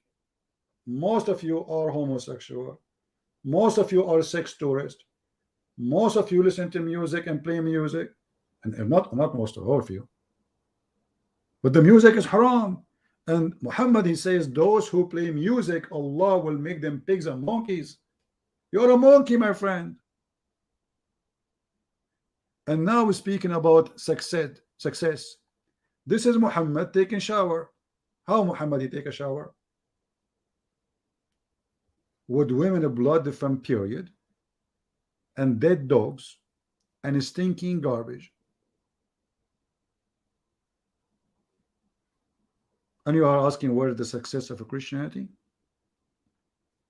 And because you are terrified as a Muslim, you ban the Bible from your country. You ban anyone who want to preach the Bible in your country because you are terrified. You don't have a success. You see, if you are succeed, let people speak. What are you worried from? Let the Muslim be Muslim, and the one who want to be Christian, you know, let them go in the street and preach. Why are you afraid? Because you are terrified because Islam failed. When Muhammad he died, almost all Muslims left Islam. And then we have a war, it's called the war of apostate. Nobody want to believe in such a garbage man like this. He jumped in the mud like a pig. In a water have dead dogs and women blood from period. Mr. Safaraz, I have a serious question for you. Was your prophet a pig?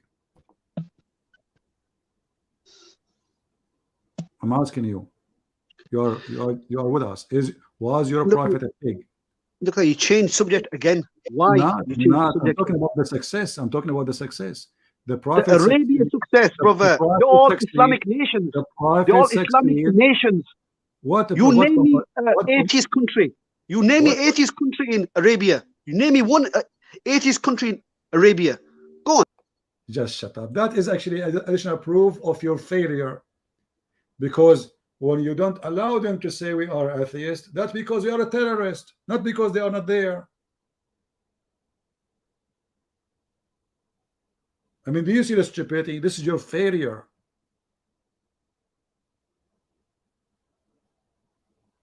This is not your succeed.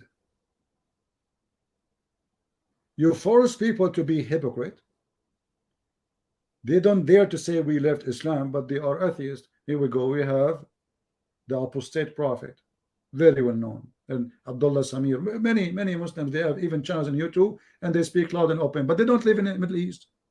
They don't live in Pakistan. So no one dare to say because you are a bad religion, not because you are good. This is additional proof that Islam is ugly and disgusting. They want to use a freedom against you, which you gave to them, but they will not give you freedom because they know Islam is weak. The second you start reading for them the sun set in murky water, and then you show them their stupid prophet agree, and he explained and he says yes, it's set in murky water. Yes, brother. Then the Muslim, they try to fix it. They say, brother, this was from the perspective of Zulkarnain. Are you sure? You fail.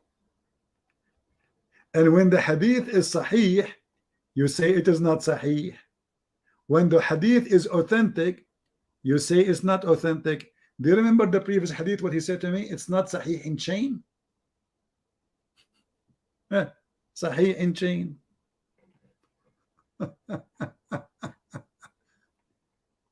Who knows the Quran better than Muhammad? Nobody. And what Muhammad said?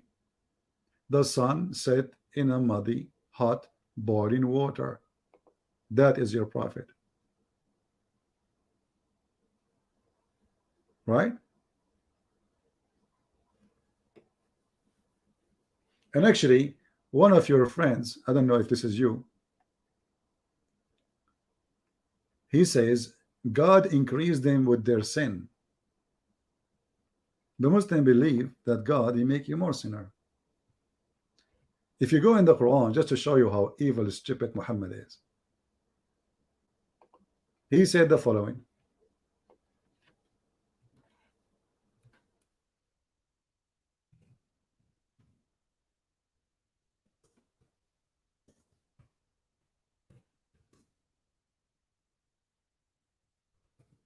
Oh, I'm typing in English, sorry. Sometimes my keyboard switch by itself. All right.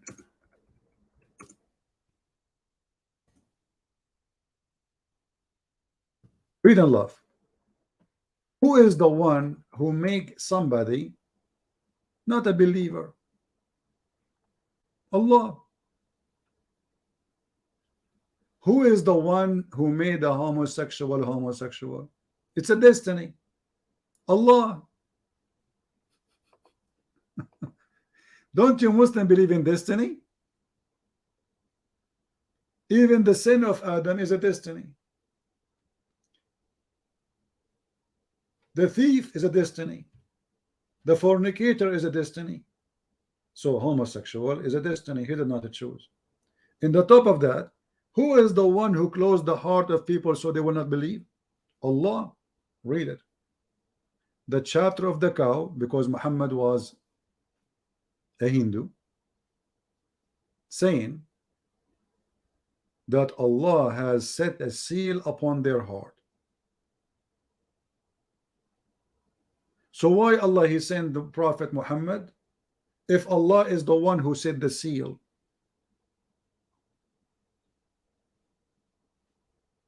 Somebody says the verse before they choose. We can show you all the verses. Here we go. Here we go. Actually, this is even more ugly. Those who you thank you for, guys, a Muslim, he says, look at this, look how smart this Abdul, he said. Like, just let me find your comment so I can put it in the screen. Guys, this Abdul Muslim, he says, verse before it, they choose. What they choose? No, they did not. What the verse saying, you tell them, you warn them, or you don't warn them, you are wasting your time. For Allah, he set a seal over their heart. I mean, do you see how stupid this religion is?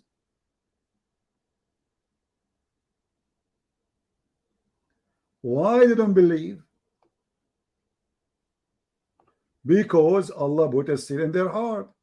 So Allah saying to Muhammad, Muhammad is a fool.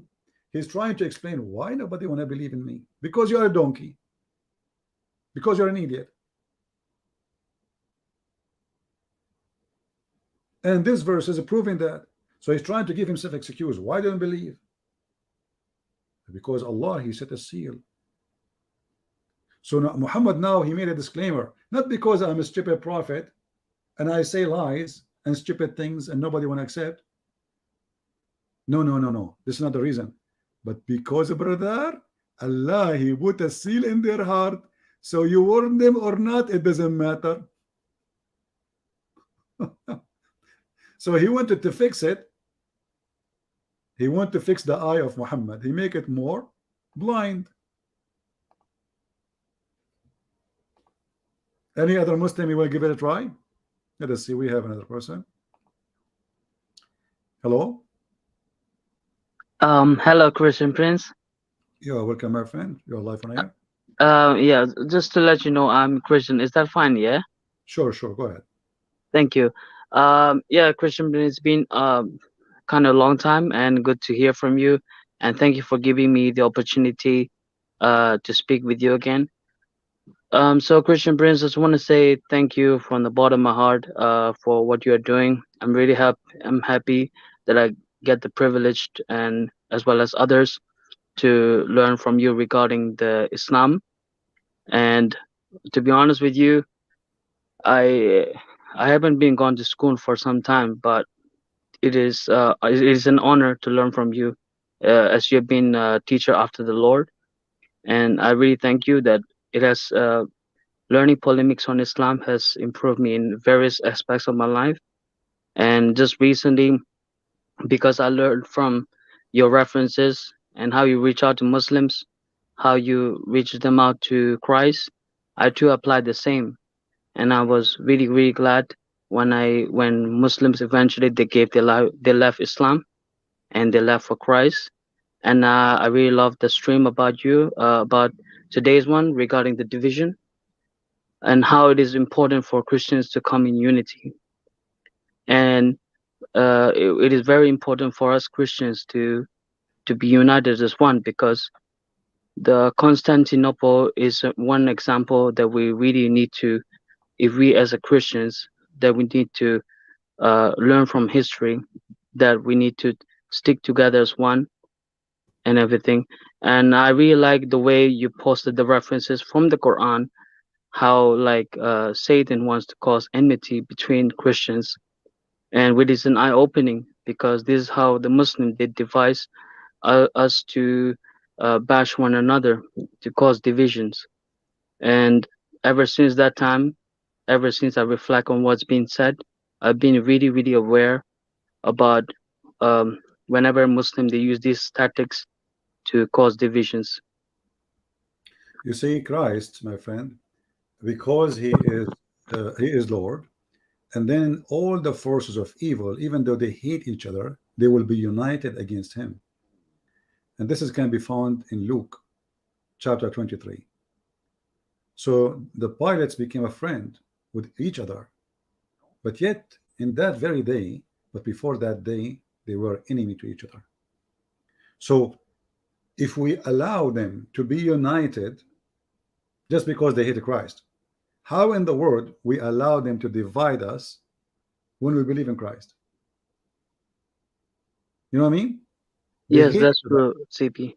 They hate each other, yet just because they knew they are so weak, they are fighting the Lord himself. So they unite. So hate unite them. What about love? Unite us. Amen to that. So we as a Christian, a true Christian is the one, even if I don't agree with other Christian about something, I don't agree with love. And I am not God to send who to heaven, who to hell.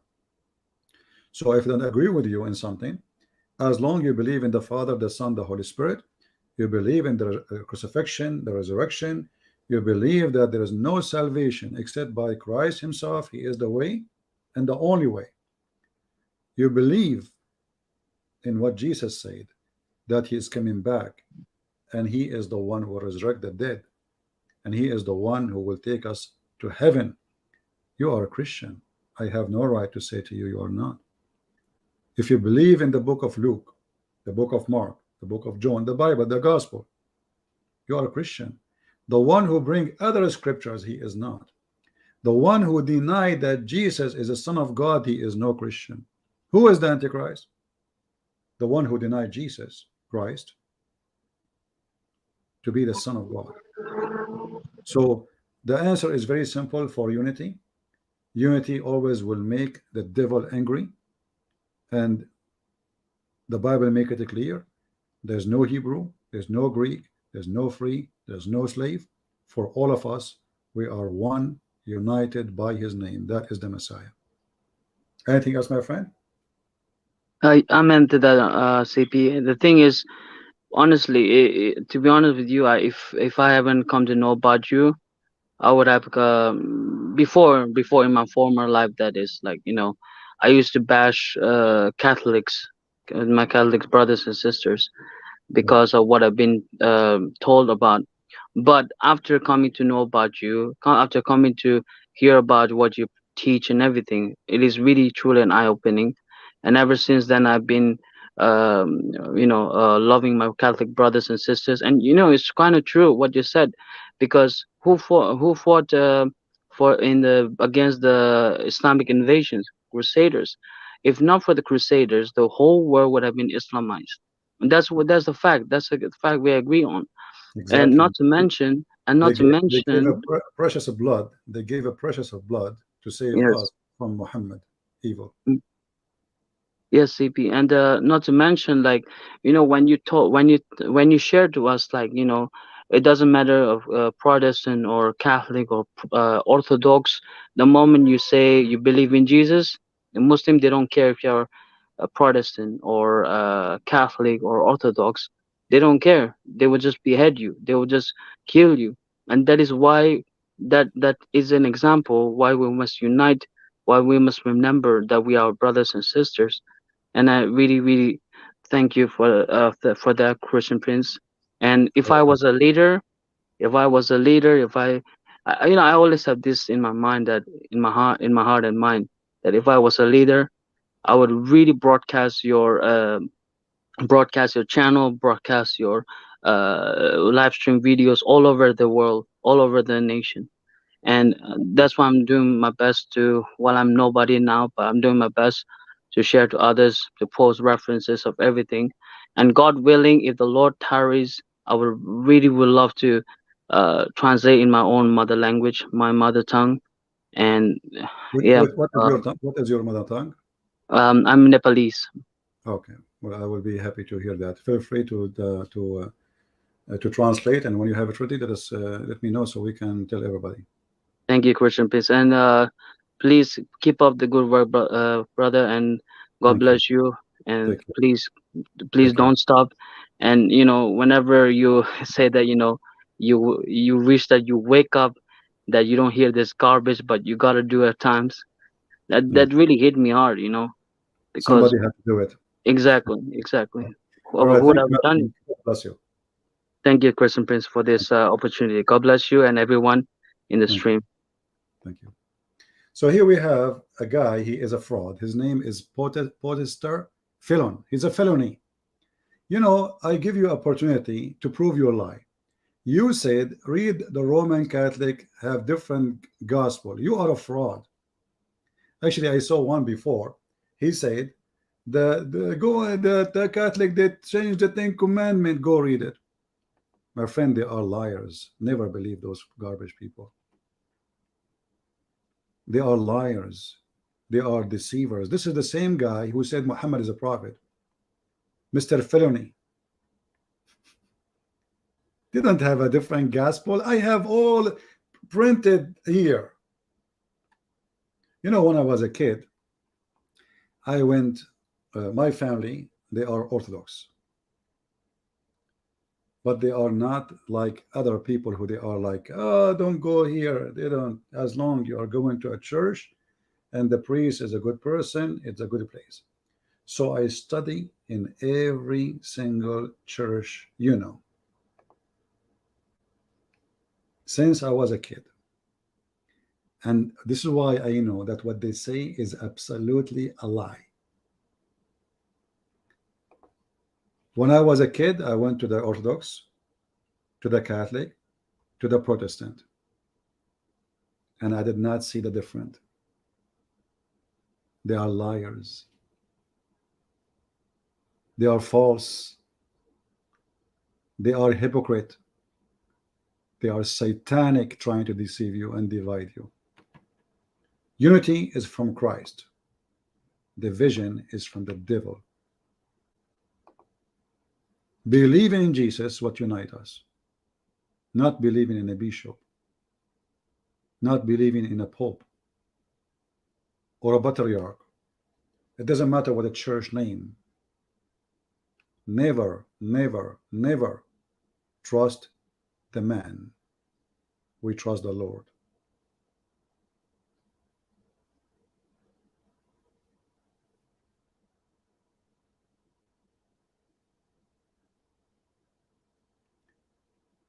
In the case of a true believer, if you go to the book of Philippians,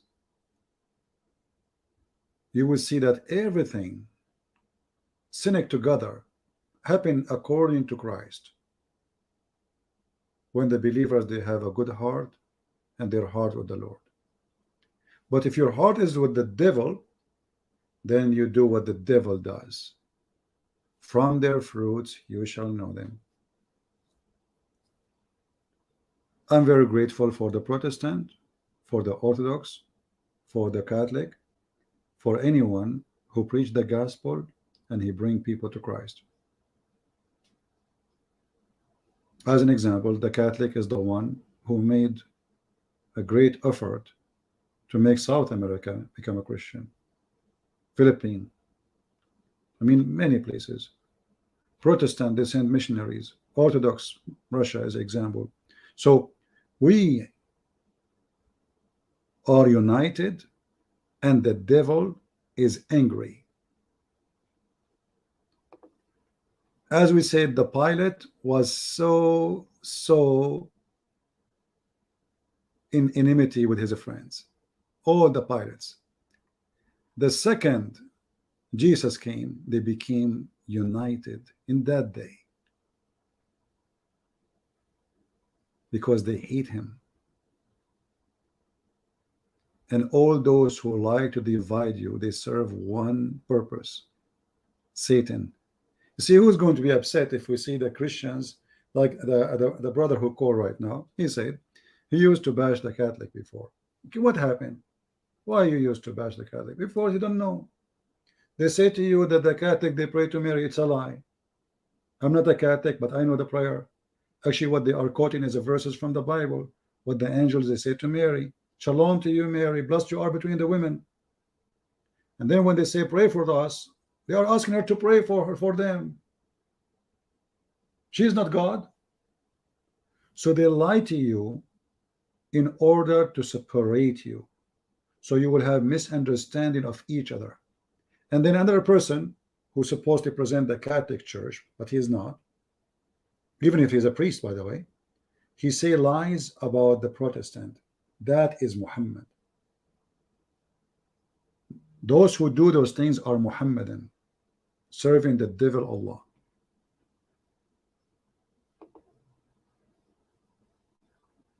Be aware, my friend, of false teachers. The important is one, that is the Messiah. Anything else is not important. Christian Prince is not important. I cannot save you. I'm not the one who will save you.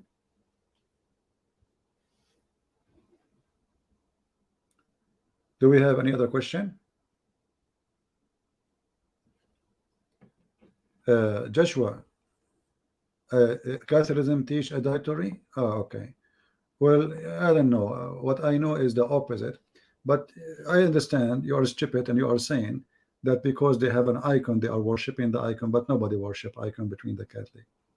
Every simple kid, he knew that this is just a picture, and you are a liar.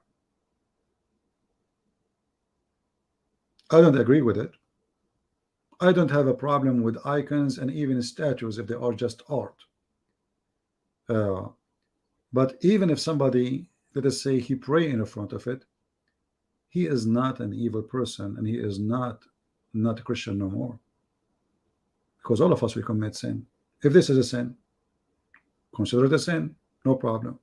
But even that sin is done because they are good-hearted and they love Jesus. So you are a liar. People who commit adultery is people who worship idols, and not a single Catholic worship stones. They worship Jesus.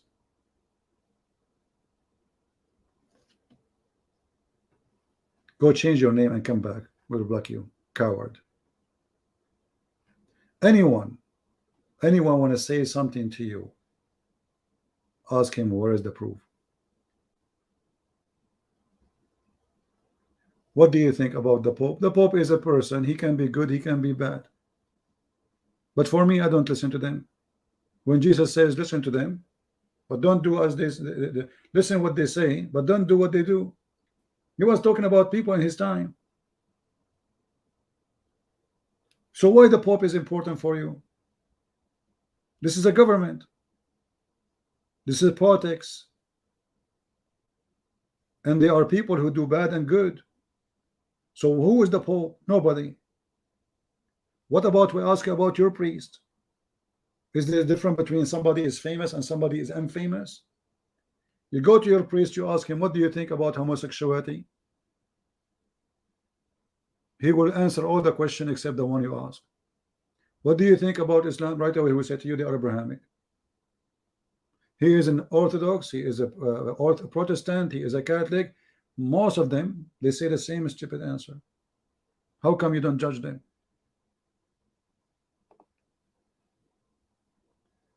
Guys, do we understand? Why you focus in one person?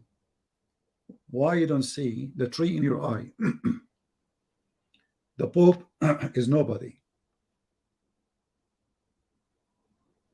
He himself, he confess his sin every service. He himself, he have to pray. He need to ask God for forgiveness for his sin.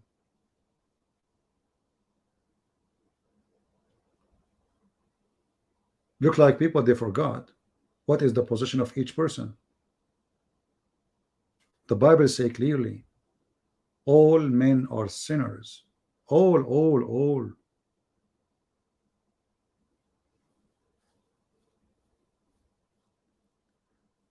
Well, he said that because he is doing politics. That means he is lying. We just said, but there's not only the Pope. He says that there's many Protestant. Okay, do you remember the video I just made a few weeks ago? The guy, he went to the mosque of Yasser Qadi. He's a Protestant. How come that did not make you upset? There's a channel, it's called Einstein, sorry, not Einstein, I forgot, Einstein, something like this project. Most of those who speak in the channel, they are priests, who they are Protestant, and they are praising Islam.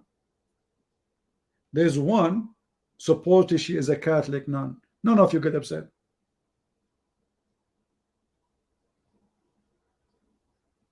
Where is the Christian churches to make videos about them, to expose them, that they are false liars? None of you. So why you focus on it when a Catholic did it, but you don't see it when you do it, when you do it? So my friend, we are here to expose the liar. Doesn't matter who they are. The Pope is a liar, he's a liar. But that will not make the Catholic not a Christian. He is not the Catholic. If your bishop in your church, he was a child molester like Muhammad, can I say you are a child molester too? The Lord said, from their fruits you shall know them. As simple as that. Christianity is a belief where a person judge by his fruit, not a group. It's an individual relationship with God, not a group. It's not a pope, it's not a bishop, it is you and God.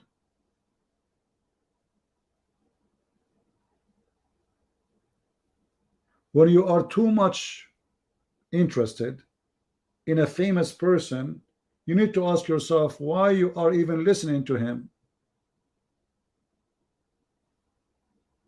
If he's bad, look like you are interested in the bad one.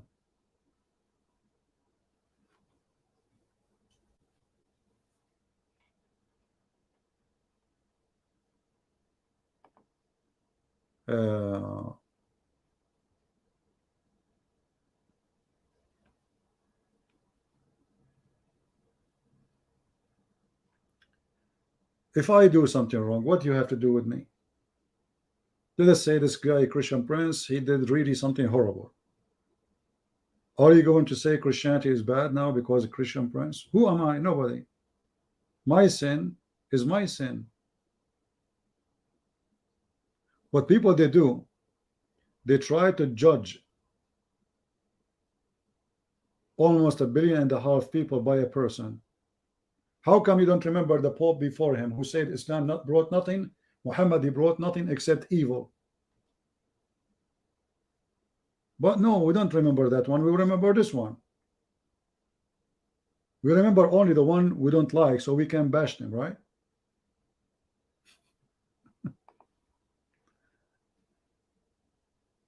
Yeah. Any other question? So guys, do you like the software? Because if you like it, I might buy it and use it for my broadcast. What do you think? Is it good?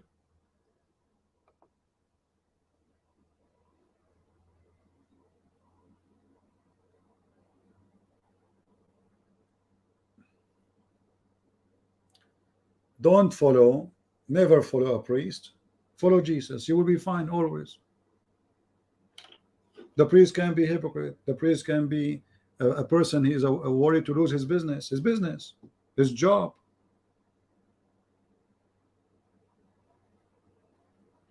You go, you ask them, what do you think about homosexuality? They will answer anything except that question. You know right away then they are fraud. What do you think about Islam? Hey, God, he loves everybody. This is not the question. I'm not asking you that God love, and we know God love everybody. You're not telling me something new. Is that a news?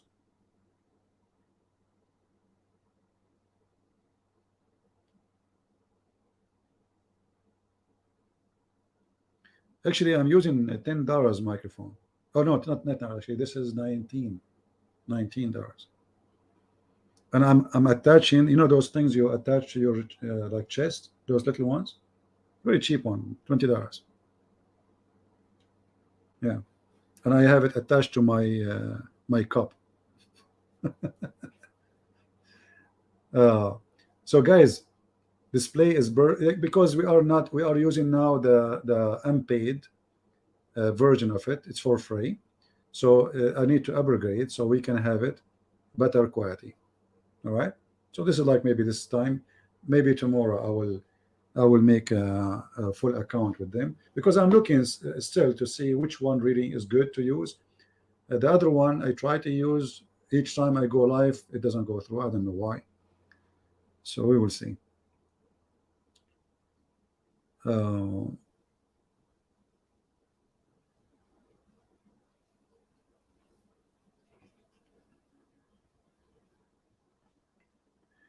Yeah, because as I said, this is a free broadcast. Do you see? Because it says it's, you know, StreamYard logo. The reason is there because it's for free. So they are giving us a lower pixel.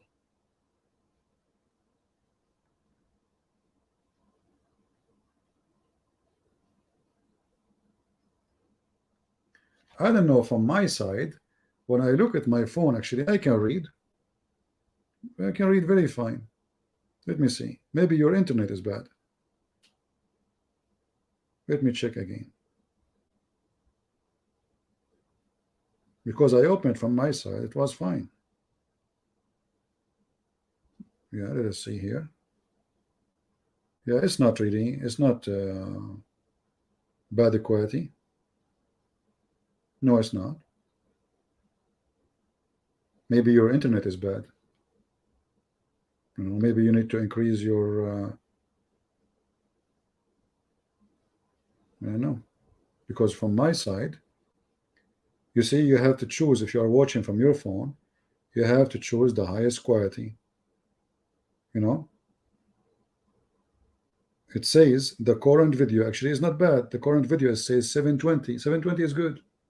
That's not bad. So I think you have a bad internet. This is why you don't see it good. But anyway, that we will make it higher when we go for paid version of it.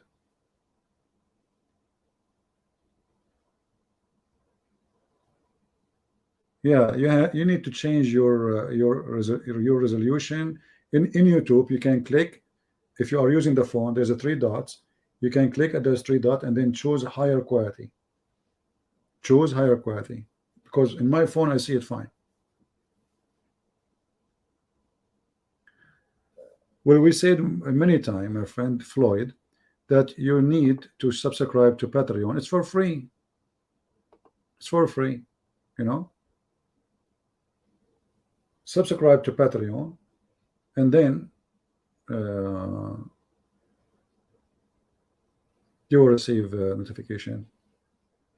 Are you working in Quran translation? Sometime I'm not, because you know, writing is not easy. You need to be in the mood. No, it's not that easy.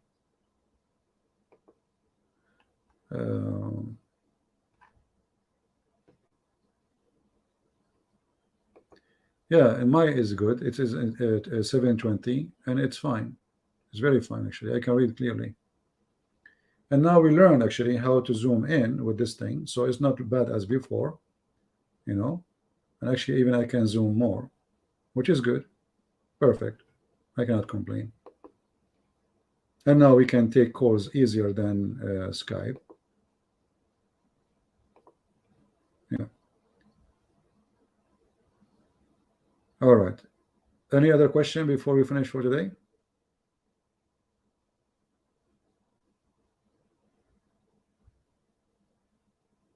You know, I live in the Middle East, and I know the Middle East very well.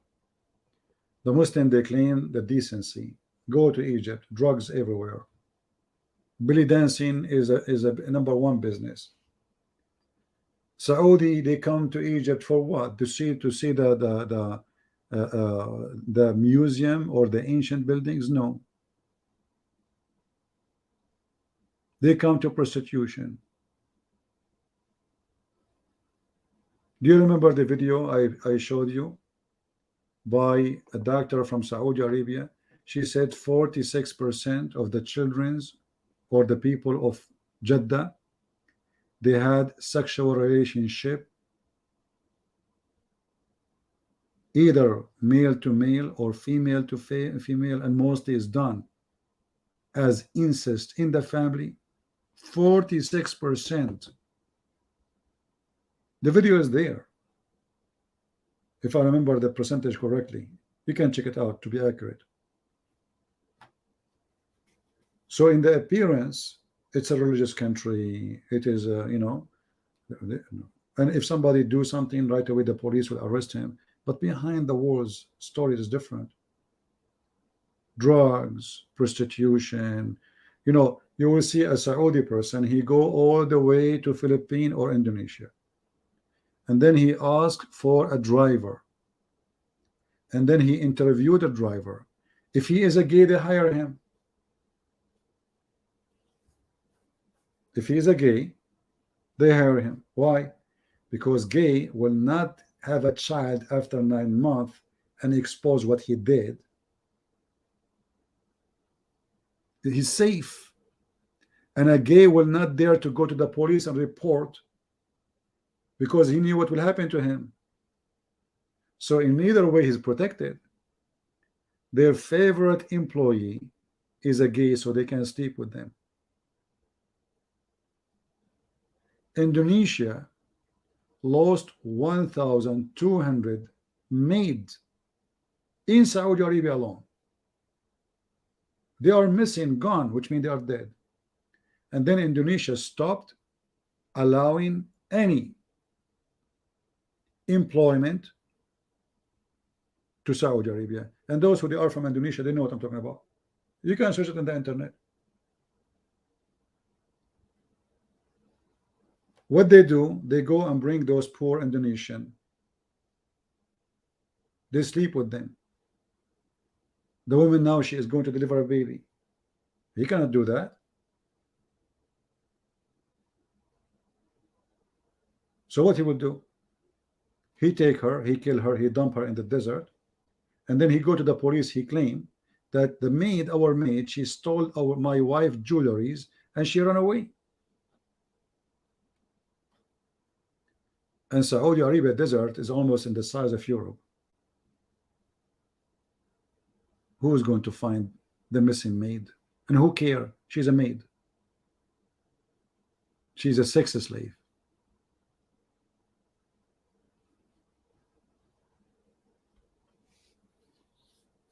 It's a place of slavery, and they speak about succeed. And how succeed? We have only Muslims, because you kill anyone who dare to say is not.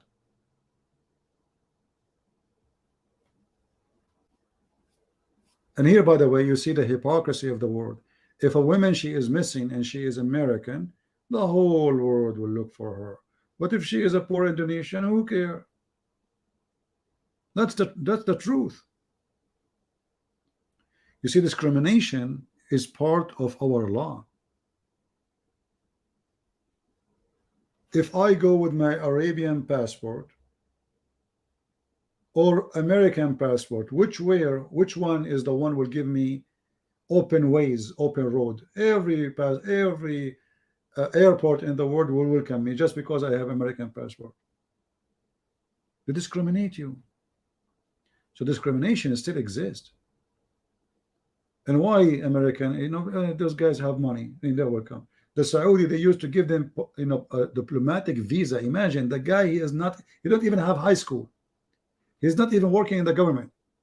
The USA used to give them diplomatic visa just because they are rich coming from Saudi Arabia. Which means if a Saudi person here run over you by his car, a police cannot arrest him. He had diplomatic visa. They deleted this diplomatic visa after 9/11.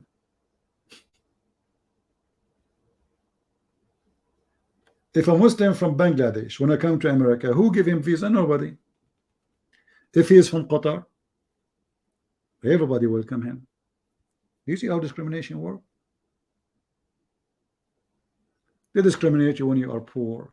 They discriminate you when you are from certain even ethnic. The discrimination is, go to Saudi Arabia and see how they treat somebody is black and how they treat somebody is white. Search right now Morocco. African, black African in Morocco. See how they treat them. And Morocco is in Africa. Or in Libya. In Libya they have camps for slaveries until now. And this potato Safara is talking about success. A lot of success, my friend. What about success of ethic? You know, the Muslim, they say, do you know the European, what they do in Europe? What they do in Europe? Don't you know, Christian friends, what did you see? There's women, they go in the you know, in the beach without bra. Did I show you what the Muslims do in the Middle East? Under Islamic government, where the law is so strict, supposedly. Will I show you?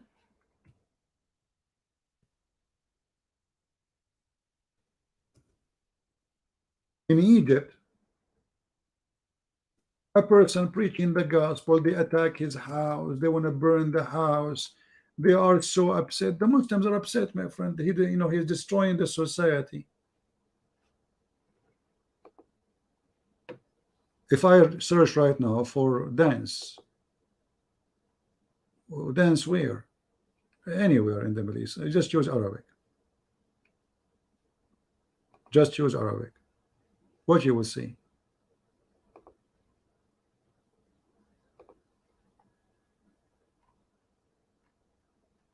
MashaAllah. Aman Rabbi Aman. Look, this is for adult. It's not good for you to see.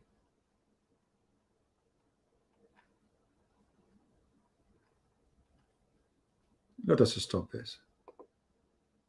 This is the religion. This is after the tough law. This is after what they have a very strict. This is a very religious religion, brother. This is the Middle East. Drugs, hashish, prostitution. Go to Morocco. Go to the Gulf. If I type one word, just one, in Google, in YouTube, what I will find?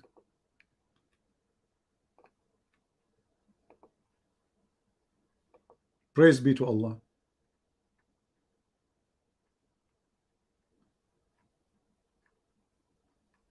And some of it you cannot even watch because it is over, you know, I mean, haram, brother, haram. This is the country of haram and halal. Yeah, mashallah, mashallah. May Allah bless you. Yeah, that's a very hard move. And most of them actually, I just type a word, ma'laya, and look, they are even, you have to sign in order to see them because they are horrible. And who is the one who's watching? The sheikh.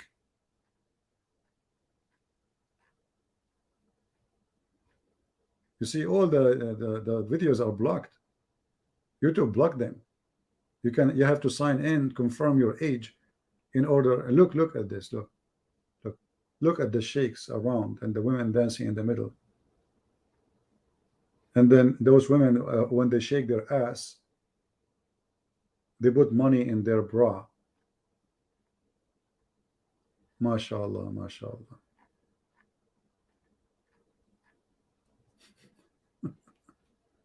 They succeed, brother, they succeed.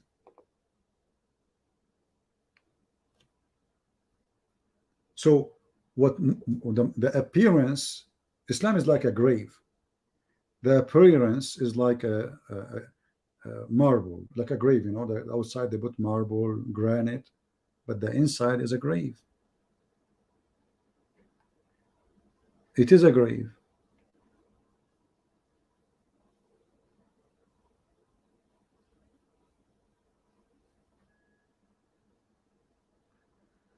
Well, Al Jazeera, they are talking about Islamophobia. What about the phobia of speaking free in Qatar? Their prince, the terrorist who support Al Qaeda, and he have his grandfather in jail. Do you know how his father became a prince? The grandfather, who was the prince before them, he went to visit.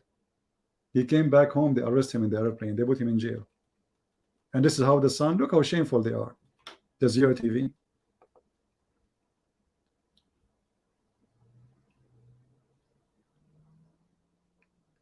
You know, in Pakistan, which is part of India, they have they bring a kid. Go watch the BBC interview with Taliban about Bachabazi.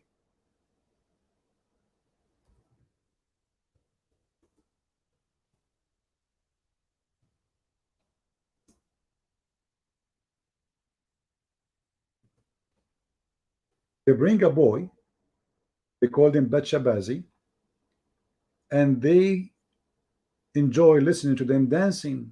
They dress him like a girl, and this is what they do in Pakistan, you know. And then they say that we have a religion. What we have? We have a religion. Bachabazi. Let me find it for you.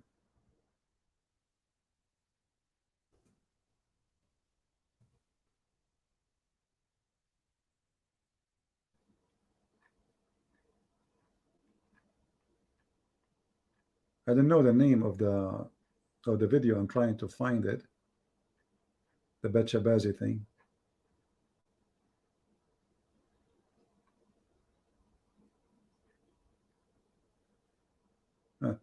Look, I found this one. 59 years old being sold for marriage to 55 years old. Where? You know where. Sold. Maybe some of you can find the documentary made by the BBC. What about the documentary made by Iranian women about prostitution in Iran? So they succeed. The most evil land. They have a lot of success.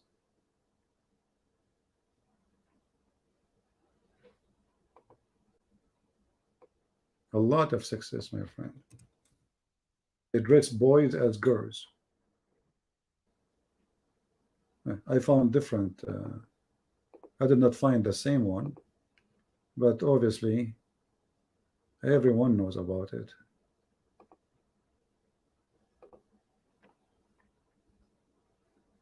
Afghanistan dancing boys, Bachabazi. They make them dress like girls, those poor kids. They force them to dance in the front of those terrorists. And after that, they rape them. This is Afghanistan, and this is Pakistan. Look at the Mujahideen, brother. Do you see the Mujahideen, brother? They have a boy. He is dancing, brother. What do you want more? Huh? What do you want more? This is a true religion, brother. This is how a true religion functions. Look at the beard. Look at this guy wearing the Arabian clothes. This is a boy, by the way. This is not a girl. You see the one in yellow in the top? This is a boy. Sick.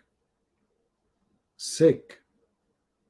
The most sick religion ever.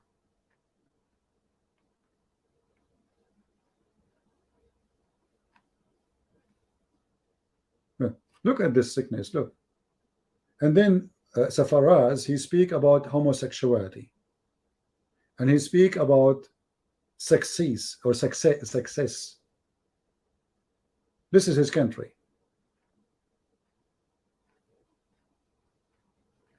Dancing boys. And they sleep with them. In the documentary actually made by the BBC, after they bring the boy, the sheikh, the biggest one of them, he take the boy to rape him. Somebody saying Arabian prophet, Catholic, asked Mary to pray to them when Jesus is at the right hand of the Father for one purpose. It is interact to us. How can Catholic ask Mary instead of Jesus when Mary cannot hear them? My friend Abuna, that's very false argument, because don't you ask people to pray for you? Secondly, the Orthodox and the Catholic, they believe that Mary is alive, and they believe she was resurrected, and if she is dead, her spirit is alive. So they ask Mary to pray for them. We ask you to pray for me, you ask me to pray for you. I mean, do you see how silly some people? I'm not putting you down, by the way, Abuna, but what you say is really silly. Pray for me, pray for this guy, I have a prayer request, the Bible is full of it. Ask the saint to pray for you. You people do not read the Bible, you call yourself Abuna? Pray for us, not pray for you. So she's praying with you now. She herself, she's a believer, and because she is the mother of Jesus, when Mary, she said to the Messiah that the wedding is out of wine, and this is the reasoning they asked Mary to pray for them. The Lord, he says, it's not my time yet, women. It's not my time to do miracles now. Yet she was sure he will do it. So she said to the servant, do as he say. So a believer, he believed that the Lord, he listened to Mary. I believe in that too. They listen to Mary. But I'm not going to pray asking Mary to pray for me. I'm going to ask everybody to pray for me, and I will pray to the Lord directly. All the prayer anyway is going to the Lord. Asking a person to pray for me, I'm not avoiding the Lord. This is your false argument, my friend. People, they have a very shallow thinking. Very shallow. Any other question before we finish for today?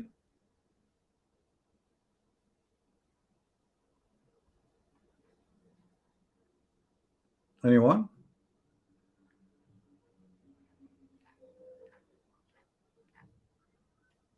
I finish today and I say all the Christians, doesn't matter what church they belong to, as long as you believe in the Father, the Son, the Holy Spirit, you believe in the crucifixion of Jesus, you believe in the Trinity as the Bible taught us, you believe that Jesus is only the way and the only salvation, you believe that Christ is coming back and he will resurrect us from death, you believe that the dead is burying the dead, but we are alive with Christ, you believe that there's no free, there's no slave, there's no Greek, there's no Hebrew, for all of us we are united by Christ. If you believe, you are Christian. If you don't, you are not. I don't care what the name of the church you go to. I don't even want to know it. All those churches are not exist as a name in the Bible. All of us, we have one name, is a Christian. So if you are a Catholic, I advise you, from now on, you call yourself Christian. If you are Protestant, call yourself Christian. If you are Orthodox, call yourself a Christian, for there's no name is better than the name of Christ. If you have a better name, let me know. Just let me know. So a person who believes in Jesus, he cannot be proud of anything except Christ, and that will make you. This is what the Bible calls us, Christian. We are Christians. So my friend, I say, be Christian. Don't be a sect. Don't be a Catholic. Don't be a Protestant. Don't be an Orthodox. Be Christian and follow Jesus. Never trust a priest. Never trust me. I am nobody. I am a sinner. Always put your trust in the Lord. Man, he changed. Man, he commits sin. Man, he has lost. Man, he loved money. Man, he committed crimes. Man, he lied. Jesus don't. Never put your trust in a priest or a bishop or a pope or any man, including me. The one who trusts a dead person is a fool. The living Lord is the only one can be trusted for now, for the future, for your salvation. When you invest, and investment here is not about money. When you invest with the living God, not with the dead man. Those who follow priests, they are investing with the dead man. The Messiah said, let the dead bury the dead. If you do not know what does that mean, that means you and me, we are dead already. It's just a matter of time. So why you want to trust the dead? And do you know what dead mean? Dead mean that he commits sin. The only one who died in the cross, he never commits sin, it was the Messiah. The rest, all of us, we are dead because of sin. Death is the wage of sin. So why you trust a man who his wage is death, which is a payment for sin? Be smart, be vigilant, and follow no one except him. I want to say thank you all for being here, and leave your comment please if you like this kind of broadcast. If yes, we can subscribe to one of those companies and we can use it from now on for our podcast. God bless you. And if you like to join us, if you are not receiving notification, as some of you complain, you know that YouTube does not favor my channel. I cannot even keep my videos for long. So join in Patreon. You do not need to make donation. You know, it's for free. At least when I make a post, I'm going live, you will receive notification to your phone if you install the app in your phone, and to your email. In case you do not install the app in your phone, still your email will receive notification. So subscribe there, and then you will have no issue with notifying yourself. Thank you very much for being here. May the Lord bless you, and until we see you soon again. This is your brother Christian Prince who was serving you for today, and I'm very thankful for all those who called us. And as long as we are using a program like this, it's easy to take calls, and we will do it. Thank you, and God bless you. Take care.